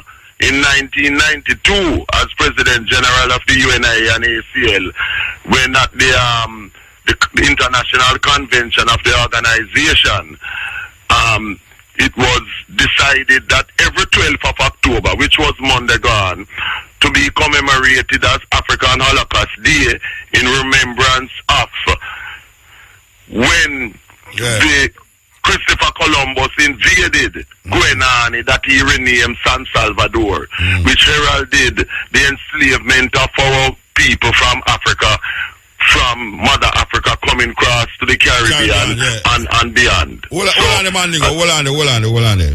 Ocho Rios, it's your time. Tasty Tropicana Fun Fest Family Festival. The Ocho Rios edition. Monday, October 19th at Turtle River Park, Ocho. Plan, yes sir. Sorry about them holy part publicement there. Yes, overstand. Yes, but next thing too, in terms of plans in Jamaica, because for quite some time now, records not being pressed in Jamaica, And what has been happening is that reggae records and rocksteady and so being pressed either in Japan and in Europe, etc.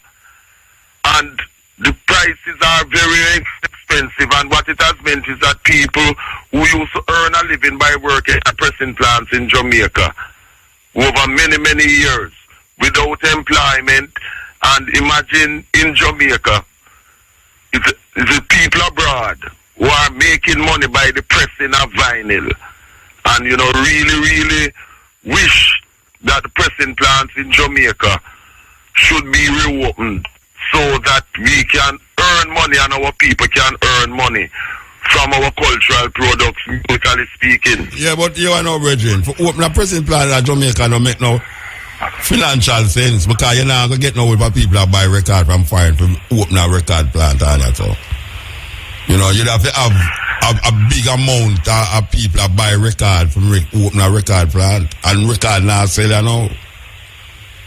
I just feel novelty. A novelty record is no, so if we really have a record plant that employ people for go print 300, 500 record a month, that don't make no sense. Yeah, well, that would be with some records, but you have records that would sell more than that. And what is happening is that people in Japan and in France and places like that, they are making money pressing Jamaican music. Yeah, because you see, them can afford to do that. We can't afford to go open a plant to bring 4 Japanese come and to come buy some record. Because you remember I said Technique did a print record still, and Studio One did a print record. Technique. The brethren where them we killed the other day, man, them names. But it own Technique. Winston Riley. Winston Riley, yeah. Them did a press record the other day, And Studio One did a press record still. And Tough Gang did a press record. Studio One hasn't been pressing records for years, For years. They haven't been pressing records for years. But one of the last to do is Dynamic and Tough Gang. No, wait, may I tell you, say. Alright. It's the record them where I not say Studio One you to actually press, but you didn't have record that come out with old music, new record that come out with old music. And that Techniques used to sell it, and the old record them used to sell it, and new record them press with the old music them. I mean, so when you're going to go buy a Slim Smith record, a record you get but it's not like it's a scratch up old record them sell you. It's a brand new record. No, I know it's repress. Yeah, just so like repressing, yes. Yeah, well, that me I talk about now. So me I say, in a Jamaica now, the market is not viable enough for a company now go open a record plant and stuff, for go press record. Because, you have to go find out now all of the different companies them for go press record, which record now sell like the market has gone down because of the change in technology and people access music and internet, YouTube, etc. For instance, me come here so I use CD. When me play CD, everybody play record, When me play computer, everybody play CD. No, nobody now play. Everybody play CD again, Because you just put the CD, download the CD. When me I get music now, and you use the computer, yes. I get it on my email a man send a record in an email, a CD in an email, and me no go a sound system again with a bag of a CD. Me just go with my computer and a little thing that will look like a cigarette box with all 200,000 record CD. That is common worldwide because as a DJ myself, I know that, because box. Remember we usually go with a beer box and go and dance. True. When you look at the sound man, a beer box, and if you have another man, I select the tune them and I give him the tune them. No man, just press 2 fingers the tune where you want to play, just come up. But you still have people that use vinyl. Vinyl is a novelty thing, Vinyl now is like a specialist thing. And it has sell, It has sell enough, Yes. It has sell enough. But in terms of a company in Jamaica I don't think for it to be economically viable. The viability of it. Yeah, because not even CD has sell much less. No, because it get overtaken. CD overtake the vinyl, and now computer overtake the CD. Jump drive overtake the CD. About the jump drive. Yes, for real. But I go back to something that you did say about the politician, them and thing. You did a politician in the march still, you know. Okay. Yeah, man, you did a politician. Like, you can name some prominent ones? No, I don't know. You're not going to know them. Them prominent at Jamaica, but you're not going to know them still. Because them not really prominent at foreign. But a politician, them, you know, from party, from, you know, we are running an election and them here there. Right. Yeah. Right. Okay, so, well, he must say, boy, he never did into reparation. And he must say, boy, no, him recognize reparation. I mean, I tell him, say, he must admit, say, a cutting edge and run in Africa, make him love talk about reparation. No, but him know what I say. But me know, say, I we them a listen to and I go like them not listen. Well, you know, pretend not to hear, but hearing nonetheless, you know. Every one of them. Yes, definitely, you know, silent listeners. But, you know, the fight for reparations, you know, it just goes to show the cause and the justice. And as we say, that 25 million that Cameron offer, that must be used as part reparations to buy medical equipment, dialysis, x-ray machines, and that type of thing. And no prison. Hold on. It's a reparation money. Reparation must come with an apology. If he must give you money and don't apologize, it's not reparation money.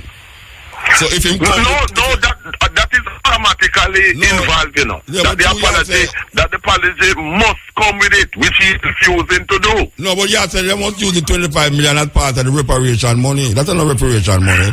No, Muta. What I am saying, I have already said in the past that the apology must be there. Yeah. So you know that goes without saying. Yeah. It can't be just give money and that, because you must state the reason why the money is being given. That is not a favor. It's not a favor. Him give the money to help the economy of Britain. That the prisoners them is costing Britain too much money, so they want to choose some we that we will bear the burden. Exactly, so that our people bear the cost of accommodating people who have been doing time here. Exactly. It's low chain, which is what I have been telling people on my radio shows them and that type of thing. And this is why we're not allowing him to get away with that, you know. And we're not allowing any politician or anyone else to allow him to get away with that, because we know we have the enemies who support him, and you know they're writing the certain papers and that type of thing, you know, knocking against we who are fighting for reparations. Only for Jamaicans say foolishness. Only for Jamaicans say we must move on. Yeah, but you see, it's because their minds have not moved on because of mental slavery. You see, and this is why it is important for us to keep on constantly to educate the people, because the ones who are saying that we should move on is precisely because they're not even aware of the situation that we are in and why we are in the situation, because of the very same mental slavery that holds them, that have them telling us foolishly to move on. You cannot move on and you don't have knowledge of yourself and to know why you are in the situation that you are in. So they are the ones who really need to move on mentally. Because they're still shackled mentally, as you and I know. And this is why you have such a hard time. People like us have such a hard time with people like that, you know. So we just have to keep on doing what we have to do. There's no other way. It's constant education. Some of them will not be saved, but some of them will see the light, you know, the African light. We have to keep doing it, brethren. Anyway, we have to move that over. We have to keep doing it. Yes, every time. So, Marcus Garvey lived every time. Warm sand between our toes, a cool breeze gently blows. Greetings, blessed. Blessed I. You know, earlier we listen in the program, we listen about the drums. Yeah. Yes. Oh, them band the drums. Yeah, man, the drums in our story and throughout our struggle. And, it reminds me to echo say before, and we hear people say it too. It's a long time the sound didn't come up. The absence of the drums, especially the hand drums, in reggae music. In reggae music, the absence of the hand drum. Yeah. Like them ban it totally reggae now. Yeah, tell you, and you're so weird. You're hearing few reggae music, and you're hearing the hand drum, the thinking, you're hearing the kete. Yeah. Yeah, the sweet kete inside there. Very, very rare. And we wonder, you see our brethren there. Herman. If you man have no food, it come like him tap eat food. Me tell you, I think Herman up of the museum, being part of being part of the tour when ones and ones go there. And we give thanks for that. Yeah. And, we need more of that. The drum just accenting reggae music table. I'm talking about reggae music. There's something that I want to say and say quickly. We had some incidents down the island, especially a plantation island there named St. Kitts, with some artists and their contingents. We had an incident there with I think it's with Bounty Killer. When that happened? Sometime there, man. Sometime there, I think he went in for the music fest. When? I'm not the pardon? Which year that happened? I think it happened this year, man. Okay. The recent things I'm talking about. Current affairs. Bounty Killer and his continuance. And his brother went in with him and there was an incident with a phone. And he get caught up. And then after that, I think ladies, Maca Diamond. Maca Diamond and Shiko went in and certain things take place again. Like what are certain things that are about? I think something went missing, a laptop or something like that. The first time was a phone, and the second time was a laptop or some kind of communicative instrument, But we want to say still, people from, and then there was a hullabaloo about it. People is people. The artists then is human beings and people with them, and people who move with them. Well, like that, how I go on? A current that, Yeah, man, that's not phone liquor, man. That's a current business. Brethren, you have to call forward. Believe you me, you have to call forward.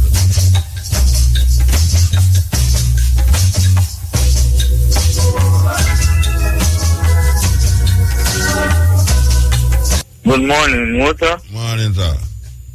How are you? I am okay, man. Okay, I wanted to talk to you, ask you a question, something not pertaining to what you're talking about tonight. It's about the Christ and the Egyptian Christ. The Egyptian, and also Buddha and Krishna. Hold on. When we mention all these things tonight?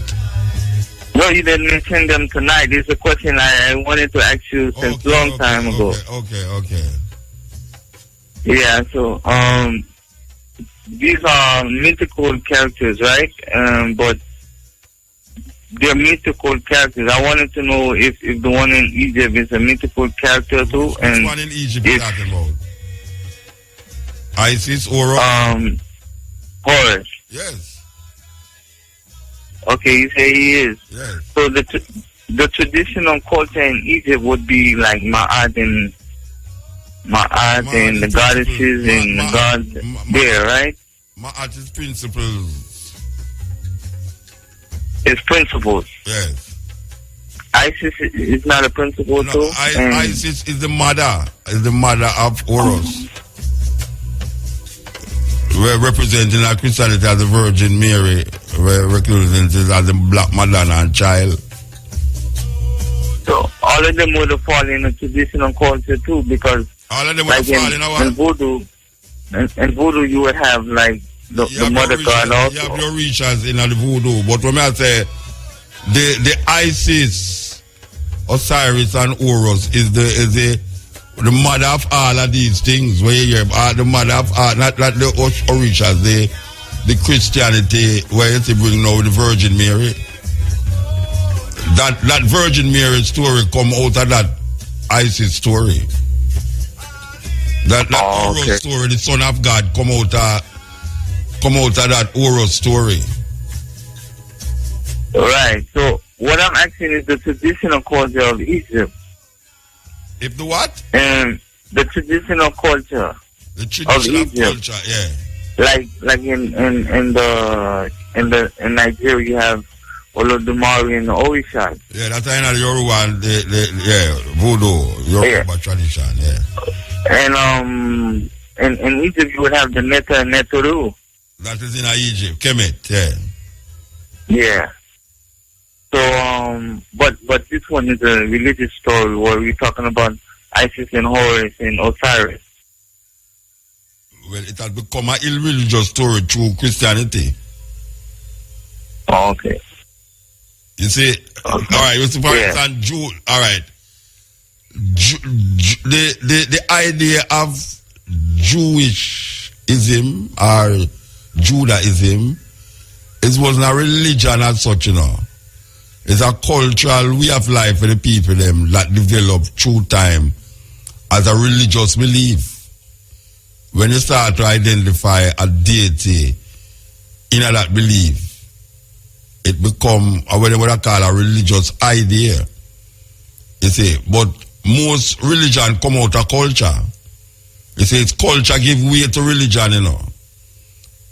Depending on the environment where you're in, how people view and see things in them environment, them develop a kind of a divinity around what the things them that them don't really understand, that them can't explain in them environment. So them give it over to a deity. And also sometimes deities is created to mask different ideas, spiritual ideas. Principles. In a community. Like principles. Yeah. So all religion come from culture. And depending on where you live and who bring you up, you create that religion based upon the cultural expression that you find yourself in. You understand? So it's not like say, if you did born in a certain place in a Tibet, maybe you wouldn't be a Christian. If the person who in a Tibet is born in a England, then maybe they wouldn't be a Buddhist, you know. So the ideas come from tradition, but people move from one space to the next. Them start take that religion and put in a next environment, and sometimes the religion from one environment coming to the next environment dominate, depending on who control the environment. It dominates that environment. So just you have Christianity dominating African people, because the people them who carry that Christianity in the society was the dominant, was the power structure. Yes. Another thing I wanted to ask you is that are the ancestors myths, like you have like in the Obeah or in the Loas, what they did. I read that I saw a video once on YouTube called Mounting the Gods, and it talked about Mau and Lepa living on Earth one time. Yes. And they said that Shango and these deities were kings, you know, kings and queens. Well, I want to tell you, if you go Ghana, them tell you say the golden stool came down out of heaven. Just like what them tell you about the Ark of the Ark of the Covenant, where the Jews them relate to, is a story similar to the golden stool that the Asante kingdom relate to. You know about the Asante stool, right? No. Well, yeah. Well, Asante in a Ghana, the Asante people talk about the golden stone that came out of heaven. You see, which I don't really believe that, but it's a story with them. You have some people take it literal, as a literal movement of a soul made out of pure gold. That now the chief sit down pan and become the chief of all chiefs. Him sit down pan that stool, representing the guardian of the nation, or what they would want to call it, tribe. Oh, the God of the nation. The guardian. He's the Ark of the Covenant would have been God, right? And well, so the Ark of the Covenant represent the presence of God. That is where Moses tell the Israelite them. Because him couldn't control them. So him have to give it over to something that the people them will fear, the unknown. Because more time, fear come out of not knowing, you know.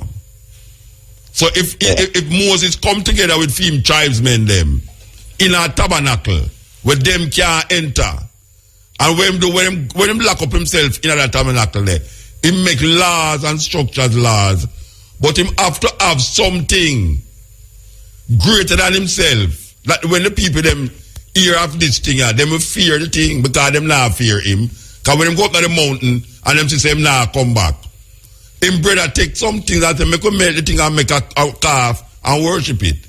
So what Moses do now is come back down now and say, all right, you know what we're going to do now? We're going to build, him gather all of him tribesmen them, build this thing named the Ark of the Covenant, and him say, this is where God rests. This is the presence of God.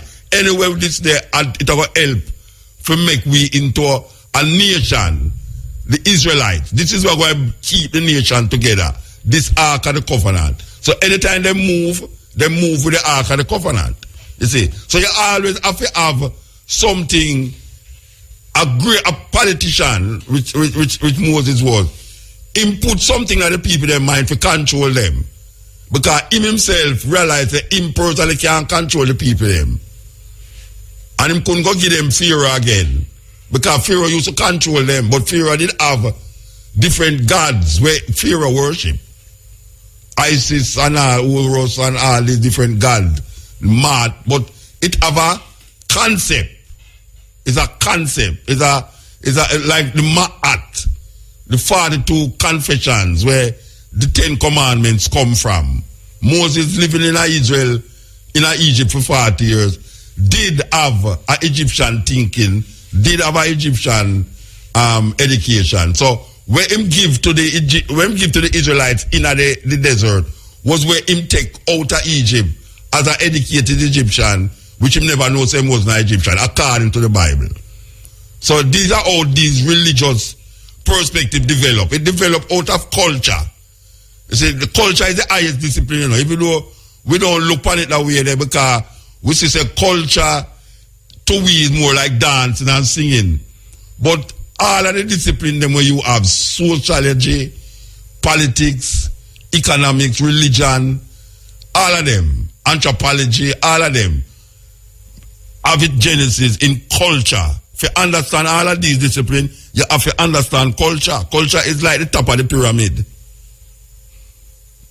Anyway, him look like him things get leak out. Him things get leak out. I know him did not listen still. But we did have to explain that, you know, because when people look on religion, man, like when a man say, Jesus is the only way. The only reason why he must say that is because of where him there. The only reason why him say that is because of where him there. And even if him never there, you have to have a power, a political power that is greater in a film environment that demand that him say that. So that is how Christianity become a dominant religion, because everywhere the person in power go, him carry that religion and him extend it in other culture there, with sometimes with not sometimes, but most of the times is with force. Him coming at most religion is extended in other people's culture through force.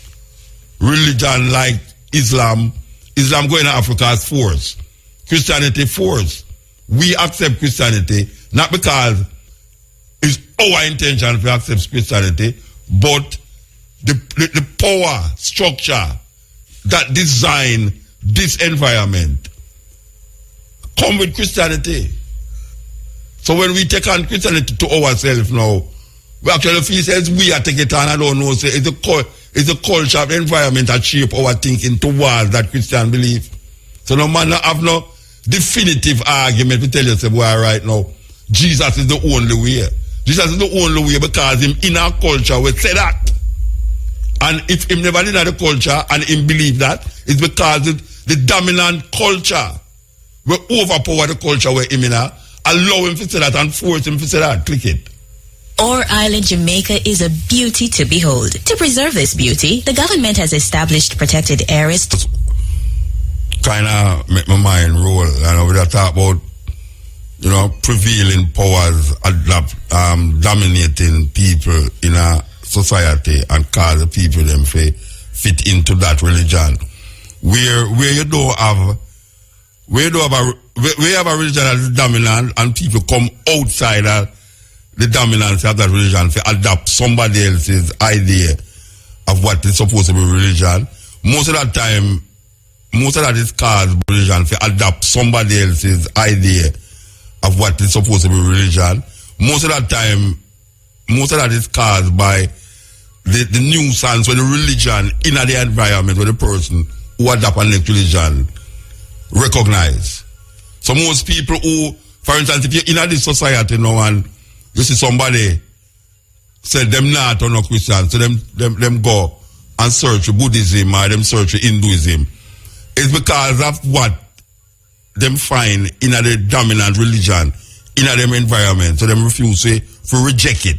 It become like a nuisance to them. It's almost like something where you really want to reject.